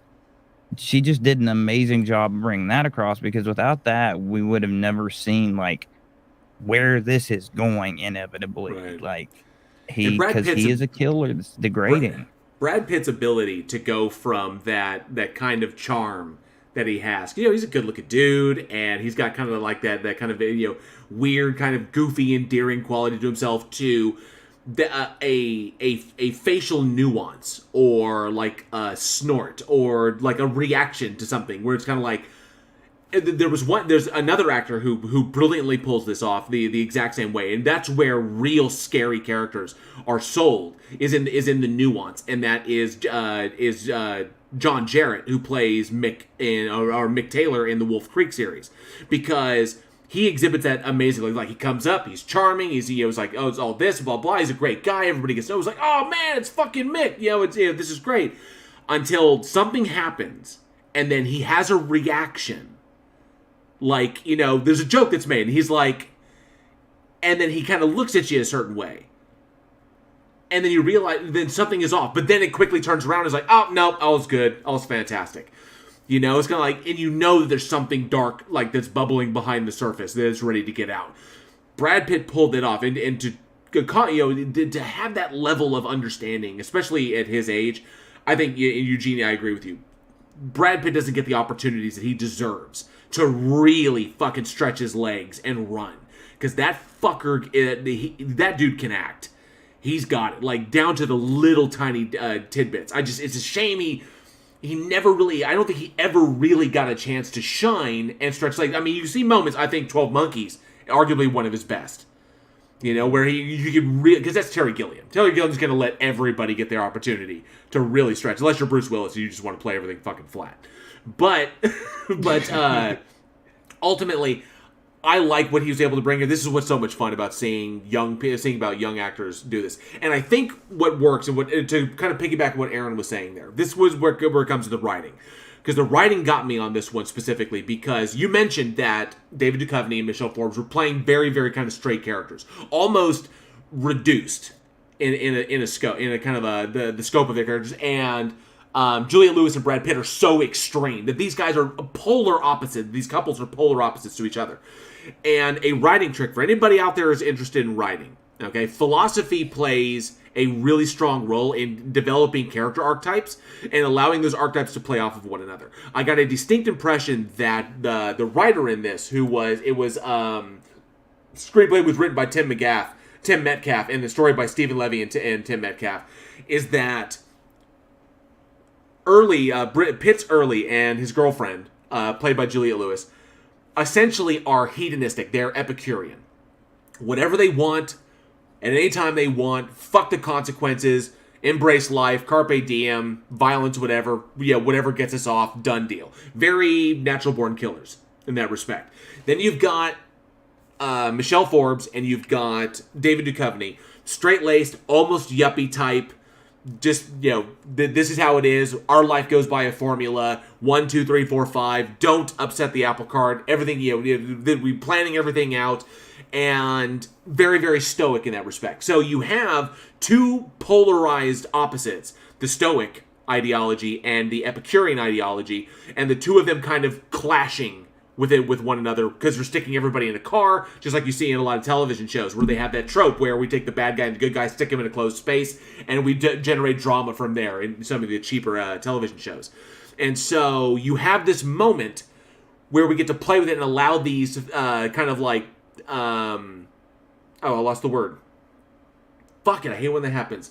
A philosophy, these two philosophical concepts play against one each other. You see this exact same thing in Lonesome Dove with McCrae and Call, who are essentially the same thing, but they're friends. In this one, they're enemies. And they have two completely oppositional outlooks on life. And that is where the strength in the characters is that if your actors can grab onto that and have the lines to support that and can understand the nuance of that, they can go for fucking miles, and that's what you get in this one. Yeah, well, and the crazy thing is, at the end, you can kind of see their failure in the fact that Duchovny's character learns to be a little more like Early, whereas Early, he's a killer that's in the grading cycle where he's at the end of his killing cycle and he's coming apart. But, Duchovny, who has been so measured this whole time, he doesn't cut the cuffs. He just gets in that fucking truck and he goes and he pays for it briefly when he wrecks. But in the end, because he's got her, he's like, fuck it, and throws it to the wind and goes for it. Whereas if Early had learned to be a little more controlled and a little more reserved in his action, he might have fucking gotten away with it, but he didn't. He just kept going downhill. Completely devolved, yeah. Yeah, that's very, very true. So, one thing that's cool about this one, also I think that really swings about this, is the road movie. I always dig road movies because whether I dug The Hitcher, the movie The Road with Viggo Mortensen, and of course movies like this, like California, road trip films are always very obvious in their analogy. The road trip film was always about growth. It's always about moving from point A to point B, and point A to point B for human beings is always growing and changing and turning a corner, turning into something else, or adapting to a specific situation, learning. And that goes well with, I think, any genre, but I think it goes the best with the horror genre. And that's why road movies are so scary. And why they have a certain kind of, I think, a kind of nuance to them. I think strikes a little bit differently than most other subgenres. The road movie in and of itself is scary, not only because of the people that you may meet on the road, okay? Whereas the road, and the road being an analogy for your life, but the people you may come across, the things that these people will teach you. Change is fucking scary. And so road movies, especially like this one, hit on a slightly different level because you are along for the ride as the audience. You will change as the protagonists change. You will learn things about yourself and learn things about others that you did not know previously.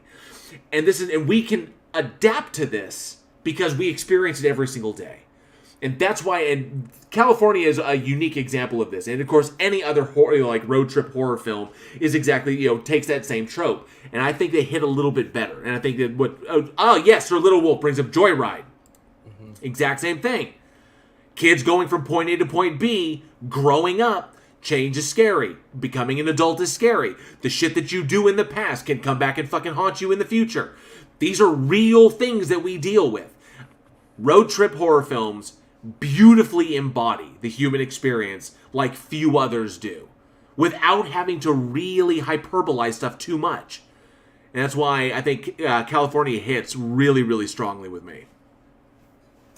Well, one thing when you talk about with road movies is, and also when you talk about growth and change, is the only way for somebody to grow and change is to do something that's uncomfortable. because you don't change in comfort. And so when you're on the road, you're out of your element. You can't just run home, or you can't run to familiar areas. So we talk about, like, say, Wolf Creek, where the Australian outback plays a part in it because you're out of its element. You don't know. And if you whiff somebody, and if your killer knows that area, they are familiar with it, they have the territorial advantage. And that's something that you don't have. And so it automatically, right off the bat, puts you at a disadvantage. And that's why it does make a great horror trope. When you talk about the movies like with this one and with Wolf Creek and some of these others, I will say road movies are a pain to shoot because there are so many locations. Yes, yes, I can imagine that. Absolutely. And the recognition. Oh yes, Angel Vera brings up Breakdown. Breakdown was great. Kathleen Quinlan and Kurt Russell, J.T. Walsh. One of my favorite thrillers, very Hitchcockian thriller. I really enjoyed that one. Sir Little Wolf brings up Vacancy as well. So there's something about it. There's something about them that rings true. Like similar moments, like when recognizing how big the world is. That's one of the, like you brought up Wolf Creek, where the Outback is as much a character as anybody else in the film. Because you're in your car, and you have the kind of illusion of safety, because you're in your car. That car breaks down, you're fucked. Because you recognize and you realize just how fucking big the world is. I had the same kind of recognition in my life when I went diving for the first time. Because, we're here on land, you get in a kind of a sense, I'm here on the earth like this. You go into the ocean for the first time, and you get a real idea as to how fucking small you are. And how out of your element that you really are. And it's that's terrifying. It's kind of like, whoa, no, I don't want to look into the abyss anymore. I'm out of here. And you kind of go. So, Tony Regime brings up Duel. Yes, Duel. Perfect example. You're you're every man being chased by the faceless industrial machine behind it. Like, you never see the killer in that. You just see the truck. It's literally wait. You see his arm do this, and I think you see his cowboy. You see his cowboy boot at one point, I think, as well. You see his foot. So you got because the tension scene where he's like looking for the cowboy boot to see which one matches. So you've got the everyman, running down the road just in his shitbox little fucking car, trying to get from point A to point B, which is what we're all doing every day, and all of a sudden being chased. And his life threatened by the encroaching industrial machine that's behind him, the faceless, whatever it is. It's a synonym. It's literally a symbol for everything that we can't control, constantly rushing behind us, ready to run us over and trample us and leave us in its wake. That we constantly have to adapt and try to survive and try to find new ways to deal with these things because it's never going to stop. Whether you call it death, whether you call it progress, whether you call it, just general improvement. You can do it in a social perspective and say it's gentrification, where things are constantly coming after you and you can't stop it. So you constantly have to, do what he does. Find a way to, get it to, dive out of the way and have it go off the cliff and shit like that. That's what I love. That's what makes it amazing. And so they just hit differently. Go ahead. The cool thing about, and all these were mentioning they're American, there are road trip films from other countries. I can't pull one offhand.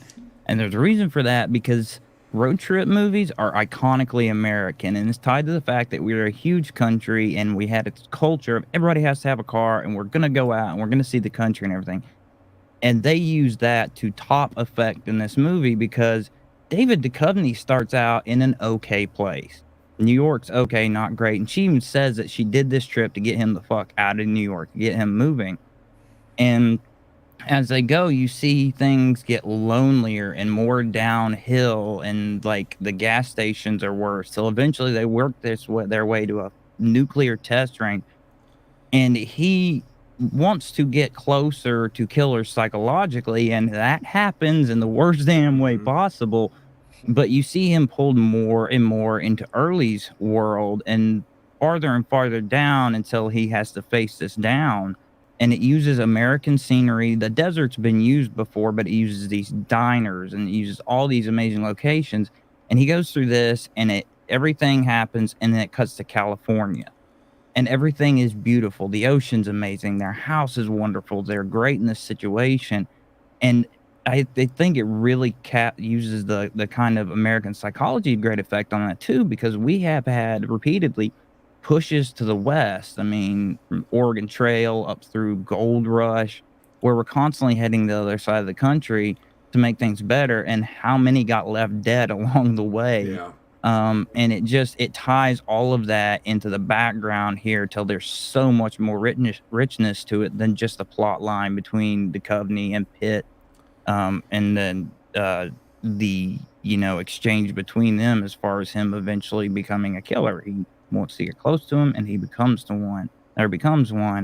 And it's just everybody put in a top-notch effort on this film, from the writing down to casting, picking locations, 20 million locations, as Eugene said, and just executing on it. And it's one where, like, I hadn't heard of it before this, honestly, and I'm glad I saw it. The only way out is through. Yep. That's the big thing. You got to go through it, and with struggle comes wisdom and what lies on the other side. But the picking up the allegory of westward expansion and the shit that we went through. It's like you got the beautiful. You got the city on the hill, and then you got the beautiful coast on the west, and then the wasteland in between, the breadbasket, the flyover states, where it's just kind of like there's nothing there. And then what persists there? What persists there are individuals, people who have learned and adapted to subsist off of nothing, to subsist off the scraps, and then us and the influence that they have on us once we encounter them. And so I love everything it says about that. Shockingly, the movie was a fucking bomb when it came out. But, going back, this thing, it was shot beautifully. I loved how it captured everything. The nuances of Pitt and Lewis, the nuances of Duchovny and Michelle Forbes. Every little piece was so well planned for and so well articulated. It just kind of, I think that people just weren't anticipating, or maybe it hit a little bit differently than people were expecting. It's kind of like, it's just a little too real. Sometimes it happens. Sometimes it's kind of like, the American public just cannot. It's like, I don't want to think about that right now. Especially at the time, 1993, when we're kind of like embracing the angst of that generation, and recognizing the darkness that lies behind a lot of, this not just all fucking smiling faces out there, bro. There is shit out there, and maybe it was just a little too much. But yeah, the film fucking bombed, but it's one of Pitt's best, one of the a hallmark of the early 90s. Oh yeah, we were coming out of the neon of the 80s into reality in the 90s. I don't think a lot of people like that too much. The cocaine hangovers were wearing off. All right, but the question we want to ask you, so Brad Pitt, do you prefer him as a bad guy or as a good guy? Alex hasn't been around on the show too much, but you can catch him on email at weekinhorror@gmail.net. And or you can take and just drop it in the live chat here or in the comments on the YouTube video and let us know. I personally like crazy always. I mean, oh yeah, way more fun. He can play crazy and charming. It's true. Like that's the one thing that Brad Pitt can really do. Like, he can be crazy but charming, which is, Tyler Durden. Tyler Durden's not a good person in any way at all whatsoever, but he realized him. Denzel, Training Day. We're always, always going to go back to that. It's like, wow, this, there's some charming elements to this police officer. No, he's not a good person by any stretch of the imagination. This is a deeply evil human being. Machiavellian to the point that it's like Machiavellian to the point that he'll just watch the world fucking burn if he has to. But but still, it's Denzel. Who doesn't love Denzel? Come on. They create this envelope of fear around them, and then when they let you inside that, you feel all special and warm and like you're not going to get murdered, and what you don't realize is they'll kick you back the fuck out in any second. I worked at Cinemark when Training Day came out and had a lady come out of the theater, like I think it was about halfway through. I think it was after the scene where he shoots the dude with the shotgun. And just like, bam! Breathe, dog! Breathe! It was like, what the fuck? So, but I think it was like after that scene, this woman came out and just wanted her money back because that was not her Denzel. That's not my Denzel. I don't want this. It was like she had this image and she did not want to lose it. But that's where a lot of our great actors get to shine. Is when we pigeonhole them into the Remember the Titans. John Q. We have this idea of Denzel. Forget that he's an actor, and Training Day allowed him to take on stuff like Man on Fire, one of my favorite action films. Holy fuck, Man on Fire was good. And then of course like Book of Eli, which I thought was really fucking good. Especially it was like, oh shit, he's fucking blind. But Brad Pitt getting a chance to shine like this, I absolutely love it. I love it when they get to play legitimate bad guys. It's one of the reasons why, and this is a guilty pleasure of mine, I like to go back and watch Virtuosity every once in a while. Because I like seeing fucking Denzel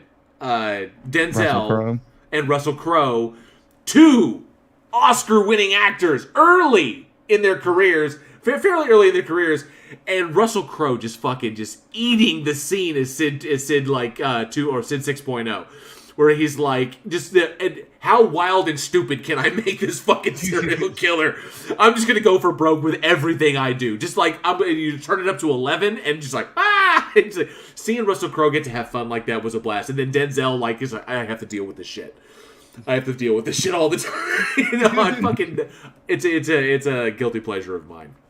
Well, that's like you find out Russell Crowe beat somebody with a phone, and you've seen that, and you're like, I'm not. That tracks. I'm not, I can see it. You're not shocking me. And he says, jail? What? Laughing my fucking ass off. Yes! Denzel Washington, Russell Crowe. The movie was called Virtuosity, and he played, I shit you not, Russell Crowe played a computer program brought to life. It was a training program for the police. And he was literally a digital combination of like 600 serial killers. Like they had their psychological profiles and they literally combined them into one ultimate killer. And then they used that as a virtual reality training program. The police would go in virtual reality and they would try to take down this bad guy. So that it was a training program. And then he gets made real. Like he gets given like a silicone body and then like his consciousness like downloaded into it. So, but yeah, getting to see Russell Crowe run around like a fucking crazy person, just like bombing, just like it's like cartoonish how insane he is. But still, Simon Phoenix from Demolition Man is also another good example. Wesley Snipes getting to just chew it up as Simon Phoenix. You're on TV. That's one of my favorites. I fucking love it, and the fact that he's a bad guy, like, oh shit. I fucking love Wesley in that. I like to think that's what Wesley Snipes turns into when they take away the marijuana. Yeah. So much fun. All right, Eugene, take us home. This is the tough one. I gave it to you. All right. This is a fun one. Oh yeah, it's true. Yeah. All right, so finally we have Martyrs, which was released September 3rd, 2008. Roll it. Hold on to your butts. Grab your puke bags.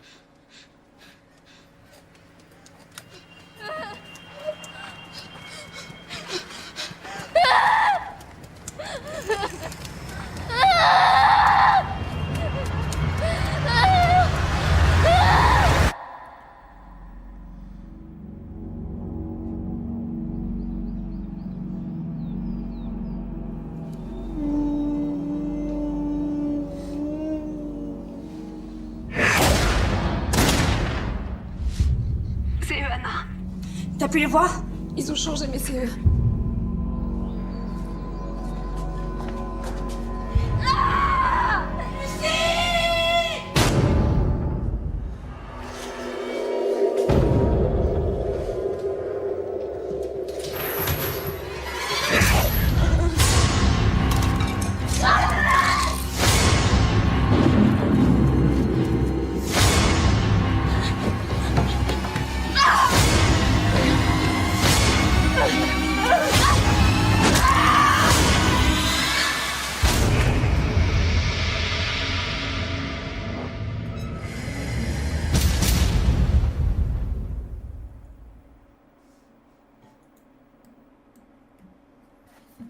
All right, so we have Martyrs, directed by Pascal Legier, Laugier, starring Morginal. Hey, I'm going with this. Morginal à Louis. And also Merlin Jampanois. Jampanois. Yeah. I get the hard ones. You do so well with foreign names.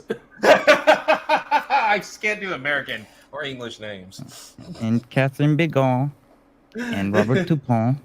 Not so hard. And basically, you have a society that is trying to see beyond to the afterlife, and they believe that you must torture someone to the extremities of death, of near death, to see what is beyond. And shit gets real. Beyond real. Yeah. Beyond real. So we talked about the remake of this that came out a few years ago. That was by comparison completely tame. So that one was just that was one example where a remake just completely fails. But this one, so two big things. The big thing on this one is the viewer experience in this particular one. The film in and of itself is extremely well shot and extremely graphic in its depictions of violence, almost transcending this concept of misogyny, because it's not all male-directed violence towards women. It is a cult that is attempting to basically accomplish like transcending the human capacity for experience, and then glimpsing into transcended realms, using pain as a medium to get there, pain and torture as a medium. And the big thing that while it's very difficult for some people to look past the violence on this one. And when you're doing a movie like Rape and Revenge, that's the point of the film, is to go through the stomach churning opening, and then the revenge, and then that's the payoff in this one, is the revenge in this. For a movie like this one, however, there is no real payoff in that respect. It starts off with kind of a revenge, an extraordinarily violent revenge riff, where the girl is coming back to get revenge on her captors, and then convincing her friend that this is what happened to her. And then, of course, the cult is revealed, and then, of course, they're recaptured, and it just gets fucking horrible from there. And ultimately, we're left ambiguous. Was something seen? Was there information that was gleaned in the end? And what I got from a movie like this one is it's all about the audience experience.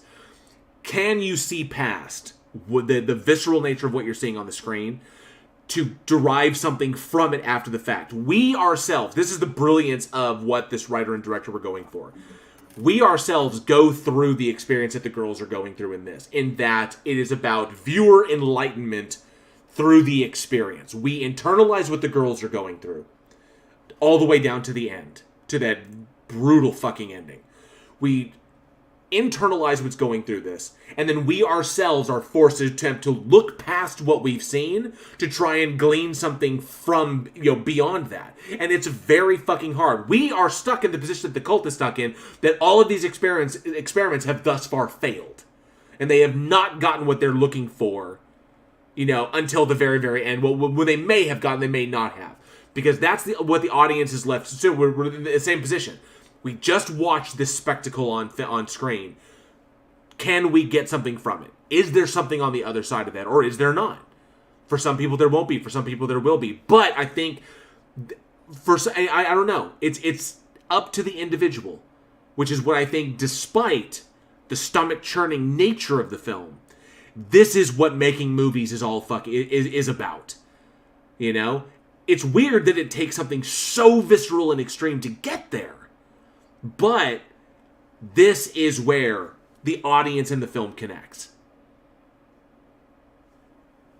Yeah, and you got, and we do it too. We have fun with it, but you have so many films that the gore is almost the point, or it's a major part of the point. Right. This is a movie that is gory to such a degree, but to a huge degree, but it goes beyond that, because if you look at approximately, if you look at the running times, the first 2/3 of it are what I would define as gory, bloody, cuts, shotguns, things like that. But then the last third when she's being tortured, there's blood and there's bruises, but they're very minor. There's a lot of psychological torture, bringing her down, the way they feed her, making her pee through the chair, they won't let her move. But when they actually engage in violence, it's very unbloody violence. They're beating her again and again, and the music that they play with it is quiet.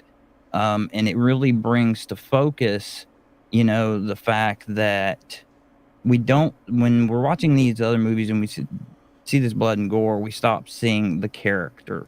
Well, this one, it brings your focus onto that character and what they're going through, and it pushes it beyond the point of all these other movies that it is so damn real that it's not a highlight.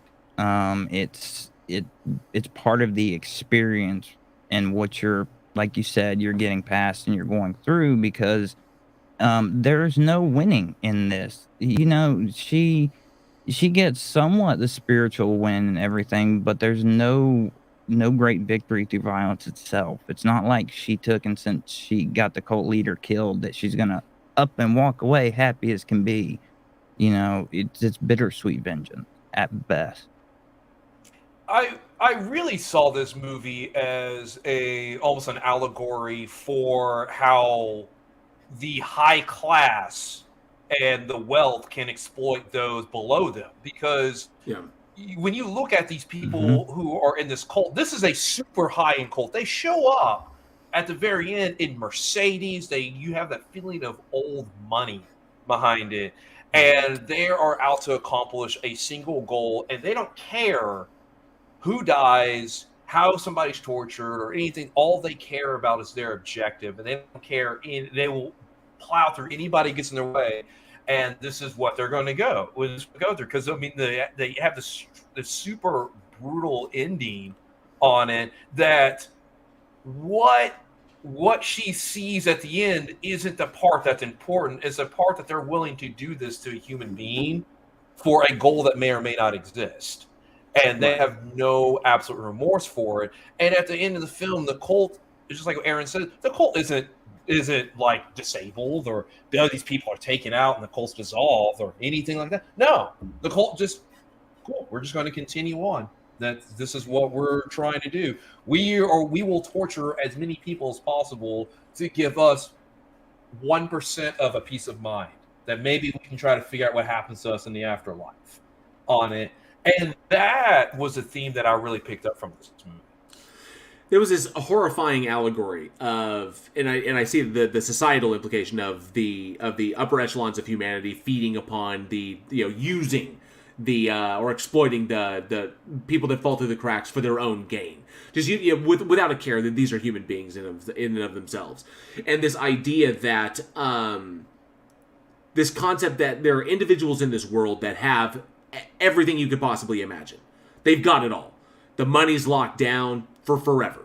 The toys are all locked down for forever. There is nothing that they will ever want. The struggle for survival is such a distant memory for individuals like this that it's all about what's next. It's kind of like I got vibes of, remember that Twilight Zone episode where the guy dies and he winds up in this place and it's beautiful and but everything goes his way. Everything's perfect. Every pool shot, all the balls go in and it's perfect. Everything tastes perfect. Everything is exactly the way you could possibly want it. And he realizes that it's torture. That's the kind of way, that's where these characters, these cult members, that's where they're at. They derive nothing from life in and of itself because they've already achieved everything. There's nothing they don't want, nothing they can't access. It's like, so what else is there? And they're looking for that one tidbit beyond that. Is there something? Are we leading up there? They're asking the big questions that we have. How they're going about getting those answers, though, is typically what these individuals do. They will not sacrifice of themselves in order to get what they want. They will sacrifice everybody else to get what they want. So there's the social allegory there. There's of both sides of it. We have big questions that we want answers to. How are we going to go about getting them? And this cult decides to do it in this particular fashion, and it's visceral in that respect. And I think the audience can really get into this on that level, because it connects very deeply with shit that we deal with on a fucking daily basis. This was one of the best examples of the French New Wave, like the new French extreme horror movement, which is something that I wanted to talk about. Martyrs in and of itself, it's all about the audience experience and what you derive from it. What can you get from it? Because there are no answers.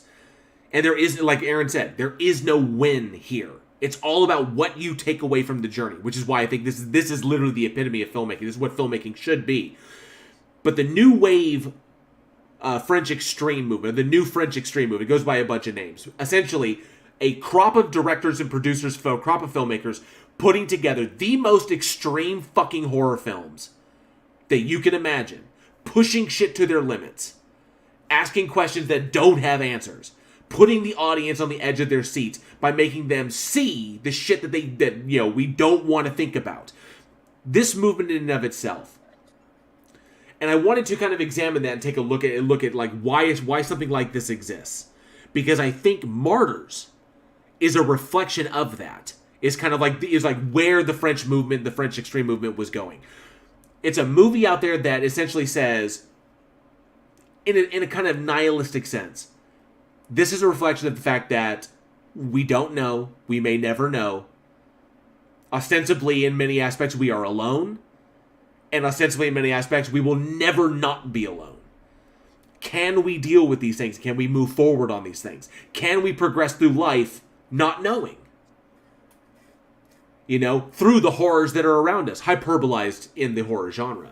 And I see what they're trying to do, but the question then becomes, such a strong message like that can be achieved in any genre, is it lost amidst the gore and the spectacle? Is the French extreme movement self-defeating in that respect? I think it is for some people, but those who are ready for it, I don't think it is, because it's laced with, almost all of them are laced with some political messages. This one, not only is it, commentary on the rich and the poor, but there's themes of violence against females in it, because they say, well, young women are more likely to reach martyr state. Well, there's been a history of victimizing women. They've come down on the bottom edge of stuff. You look at Joan of Arc, even like Elizabeth Bathory, who people talk about being a vampire countess, was most likely actually framed. And these films they take, and whatever they're dealing with, they come at it at such an extreme. Even Logier said in this film, this was the anti-Hostel 2, where he took the stuff that they only they pushed it out, but they still only used it for the satisfaction of the gore, and they push it to such a degree that it loses its romanticism, the way that, Spielberg was trying to take away the romanticism of war and Saving Private Ryan and stuff. That it steals that away, and it makes you look really closely at it. Like, one of the primary themes, especially on this one, is spirituality more important than body. So they push this. Some people call it body horror. It is too, depending on the film. Some of it is, some of it's just, extreme violence. But they push it out to such a degree that you are forced to look at the issue that they're dealing with dead on. And to me, it is allegorical to being within society or within a room you're sitting in with somebody else, and they make a bigoted statement. The person, to me, that turns away from this movie because of the violence and misses the point is the same person that sits in a room and lets somebody make a bigoted statement and doesn't say, hey, not cool. Doesn't challenge them back. And I think these movies really challenge people to see them through, to get the greater point, to make the brave choice to look at these issues harder. Yeah, it's done through hyperbole like all horror is, but it's extremely poignant. Like, Frontiers is more about, bigotry, about xenophobia. This one tends to be more, I think, of violence against women and, class struggle and stuff, but they do not play around in their presentation of the subject matter. Like, if you could see it through to the end, it's not hiding from you at all. That beautiful example of the only way out is through. Is that we have to deal with these things head on. You know? And while it's hyperbolized, the experience in it itself is just shit that people go through regularly. They deal with this stuff. It can almost feel like that. like a particular class of individual is just fucking subsisting off. He's like, what are they trying to get out of you?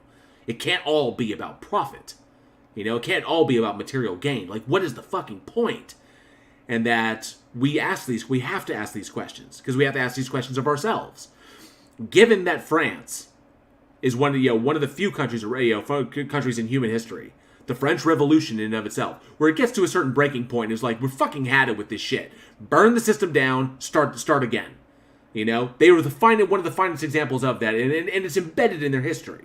You know, eventually people are going to come to a breaking point, and things are just going to have to go a particular way. The only way out is through, in that respect.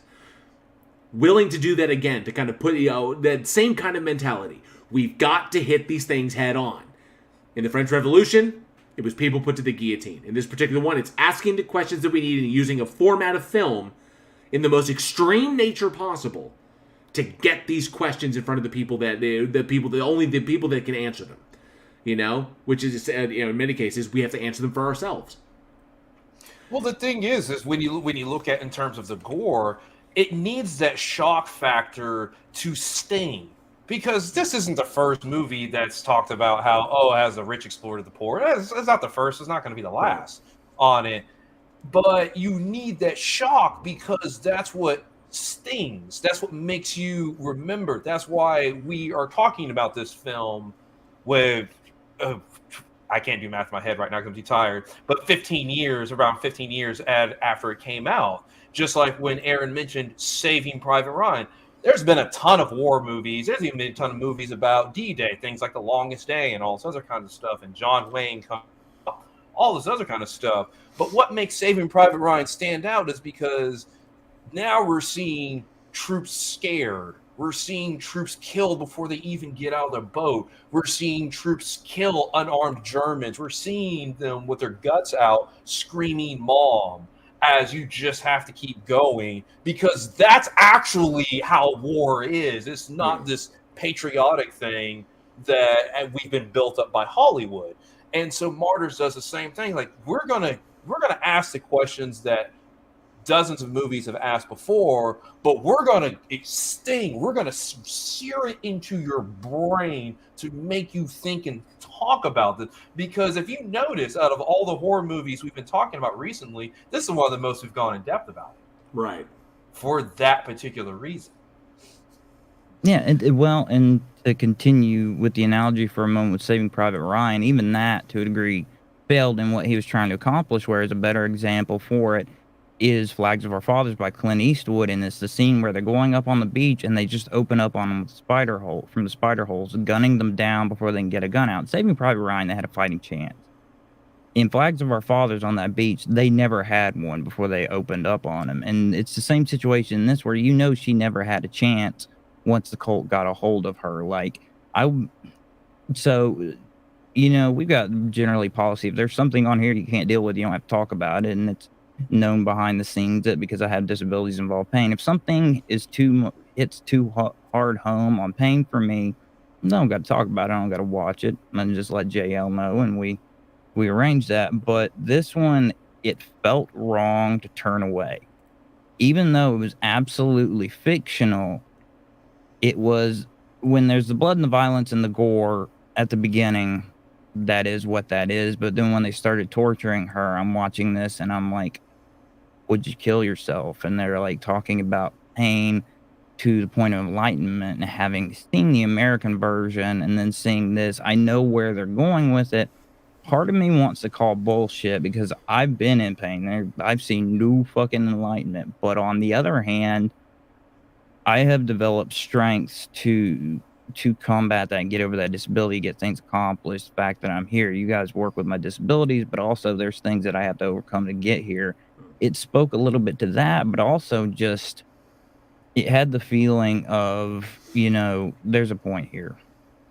Follow it out, don't turn away, and it's not even the ending, because if you're a horror fan, you've been around, you know the ending. Everybody's talked about it, but getting there was an important thing, and it's exploring it. It's like, if she wants to kill herself, how could she do it? Is it worth it? Like, how would this take you apart? Where are you gonna go? And it's it is a challenge, but it is a worthwhile challenge. Unlike where it's a personal victory. That's a better way of putting it. Because whereas like Cannibal Holocaust, the victory is the brag. Oh, I made it through Cannibal Holocaust. With this one, you're not bragging you made it through it, but you're coming out the other side with something. Like John Doe said in 7. Like it was really like there is that nowadays, if you want to get across, if you want to get someone's attention, you can no longer tap them on the shoulder. You have to hit them with a sledgehammer. And and this is definitely one of those ones that does that. And if you have the stomach to get through it, I think there is something very powerful to take away from it. No longer, I think a big thing about the French New Extreme movement is that it was no longer about hyperbolizing the things that we deal with and the questions we ask with monsters. Where we are hyperbolizing societal disownment of women with slashers. We're no longer saying that, like hyperbolizing the aristocracy feeding off of the young or feeding off of the commoner with vampires and the such. We're not doing this. This is all, it's people. People are what are scary. And that this is the way that we can convey that. And that we don't have to be, but we have to be able to willing to see it and accept it and do something about it. And so one of those, I think, an important genre. This is why it is so important. But I know that a lot of people just cannot, in the wake of shit like Human Centipede, August Underground, The House That Jack Built, where you take it to a level that some people just cannot see it. Sometimes, you miss the forest for the trees. All you see is the spectacle, and you miss the message behind it. This is the heart of the horror genre. Is getting through so you can come out on the other side. Andy Dufresne style. Mm-hmm. Well, I mean, I know we could talk about this movie for all day on it because there's so many different layers to it. But unfortunately, we do have a limited amount of time. And I know a couple of people are looking forward to the upcoming trivia question. So I want to ask the audience, Martyrs, the 2008 version, is it too extreme for you? Is it something you're just like, no, I don't have the stomach for it, I just want to stay away from it? Or is it something that you're looking forward to seeing? Or maybe you're tense about it, but you were able to watch it anyway. So let us know, is Martyrs too extreme for you? In the comment below, or shoot us an email at weekinhorror@gmail.com. And actually, I'm going to tack something onto that. If you did make it through the movie, we'd love to hear what you took from it.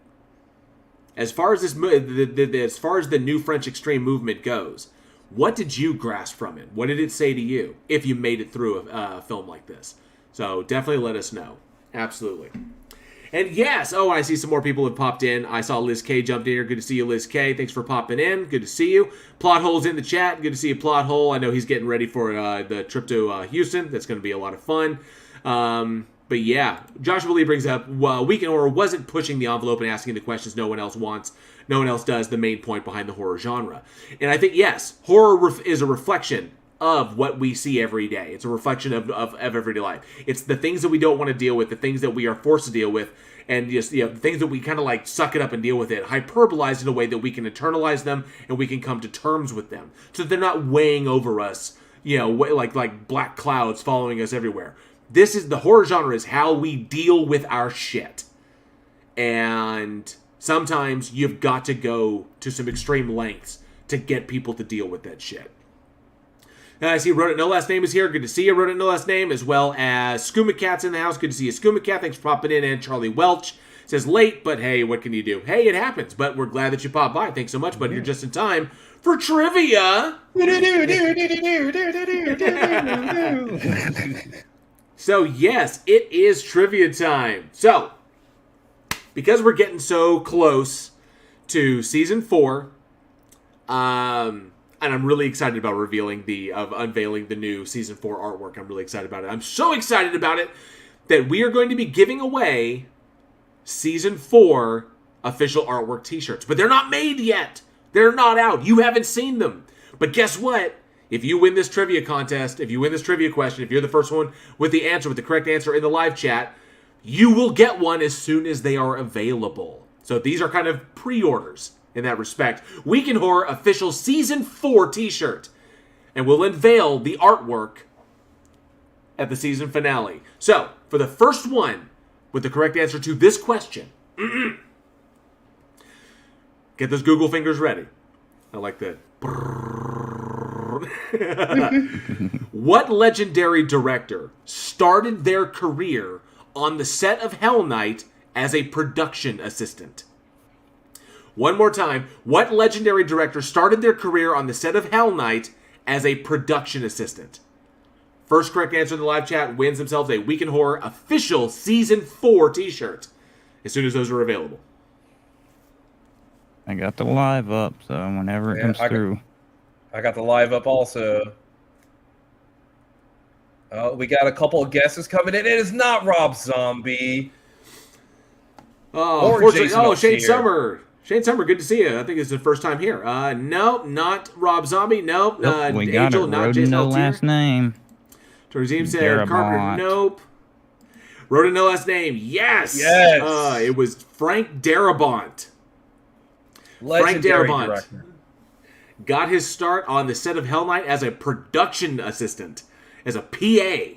Run around like a fucking PA. The guy who gave us Shawshank Redemption, Green Mile, The Mist, fucking first season Walking Dead, Frank Darabont got his start on Hell Night. Running around being like, get my fucking coffee, PA. Yes, sir. Does this coffee have spit in it? It's booger free, sir. taste the booger flavor. Congratulations. Yep, Joshua Lee almost. Joshua Lee came up with the Frank Darabont. Liz K says, no idea, but can I have a t-shirt anyway? Maybe. Possibly. But yeah, congratulations to wrote it no last name. Let me get that down. No last name. All right. As soon as that shirt is available, then we will print one out. We will get it to you. But we're going to do the unveiling of the artwork on the season finale, and I will be giving away. This isn't the only one. So next episode, we're going to give away another official season 4 shirt. I want those out there because I'm so fucking proud of what Josh Olsen created for this upcoming one. It's amazing. Can't wait to show you guys. It's going to be great. All right. And that will bring another episode of Week in Horror to a close. Thank you all so much for listening, and we truly hope you enjoyed the show. Join us next week when we look back at the art house horror of The Boat, the Conjuring spinoff The Nun, post-apocalyptic monster terror and Hostile, and the divisive gore fest Malignant. A massive shout out to all of our amazing patrons who continue to help us make Week in Horror the incredible success it has become. Thank you all so very much. Joshua Olsen does all of our amazing artwork for the show, and his designs are incredible. Hit his store up at www.badsamurai.store. For more horror fun, be sure to follow us on all the socials for daily horror posts. Be sure to combat the evil algorithm by dropping a comment, liking, subscribing, and smashing the living fuck out of that bell. And lastly, if you love what we do here and you would like to and are able to support our production, you can by joining and enjoying the tasty benefits of our many Patreon tiers. But if Patreon is not your favored stalking method, you can always support us directly through our PayPal. Links to everything, including our Discord community where you can hang out with us, are in the description below. And remember, the goal is global horror domination, and we can't do it without you, our amazing audience. So pretty please, with a severed infested head of Clint Howard on top, go share the absolute fuck out of our little show. Thank you all for being the greatest audience a podcast could have. I'm Aaron Reese. I'm Eugene. And I'm JL. We'll see you next week, and as always, stay scared.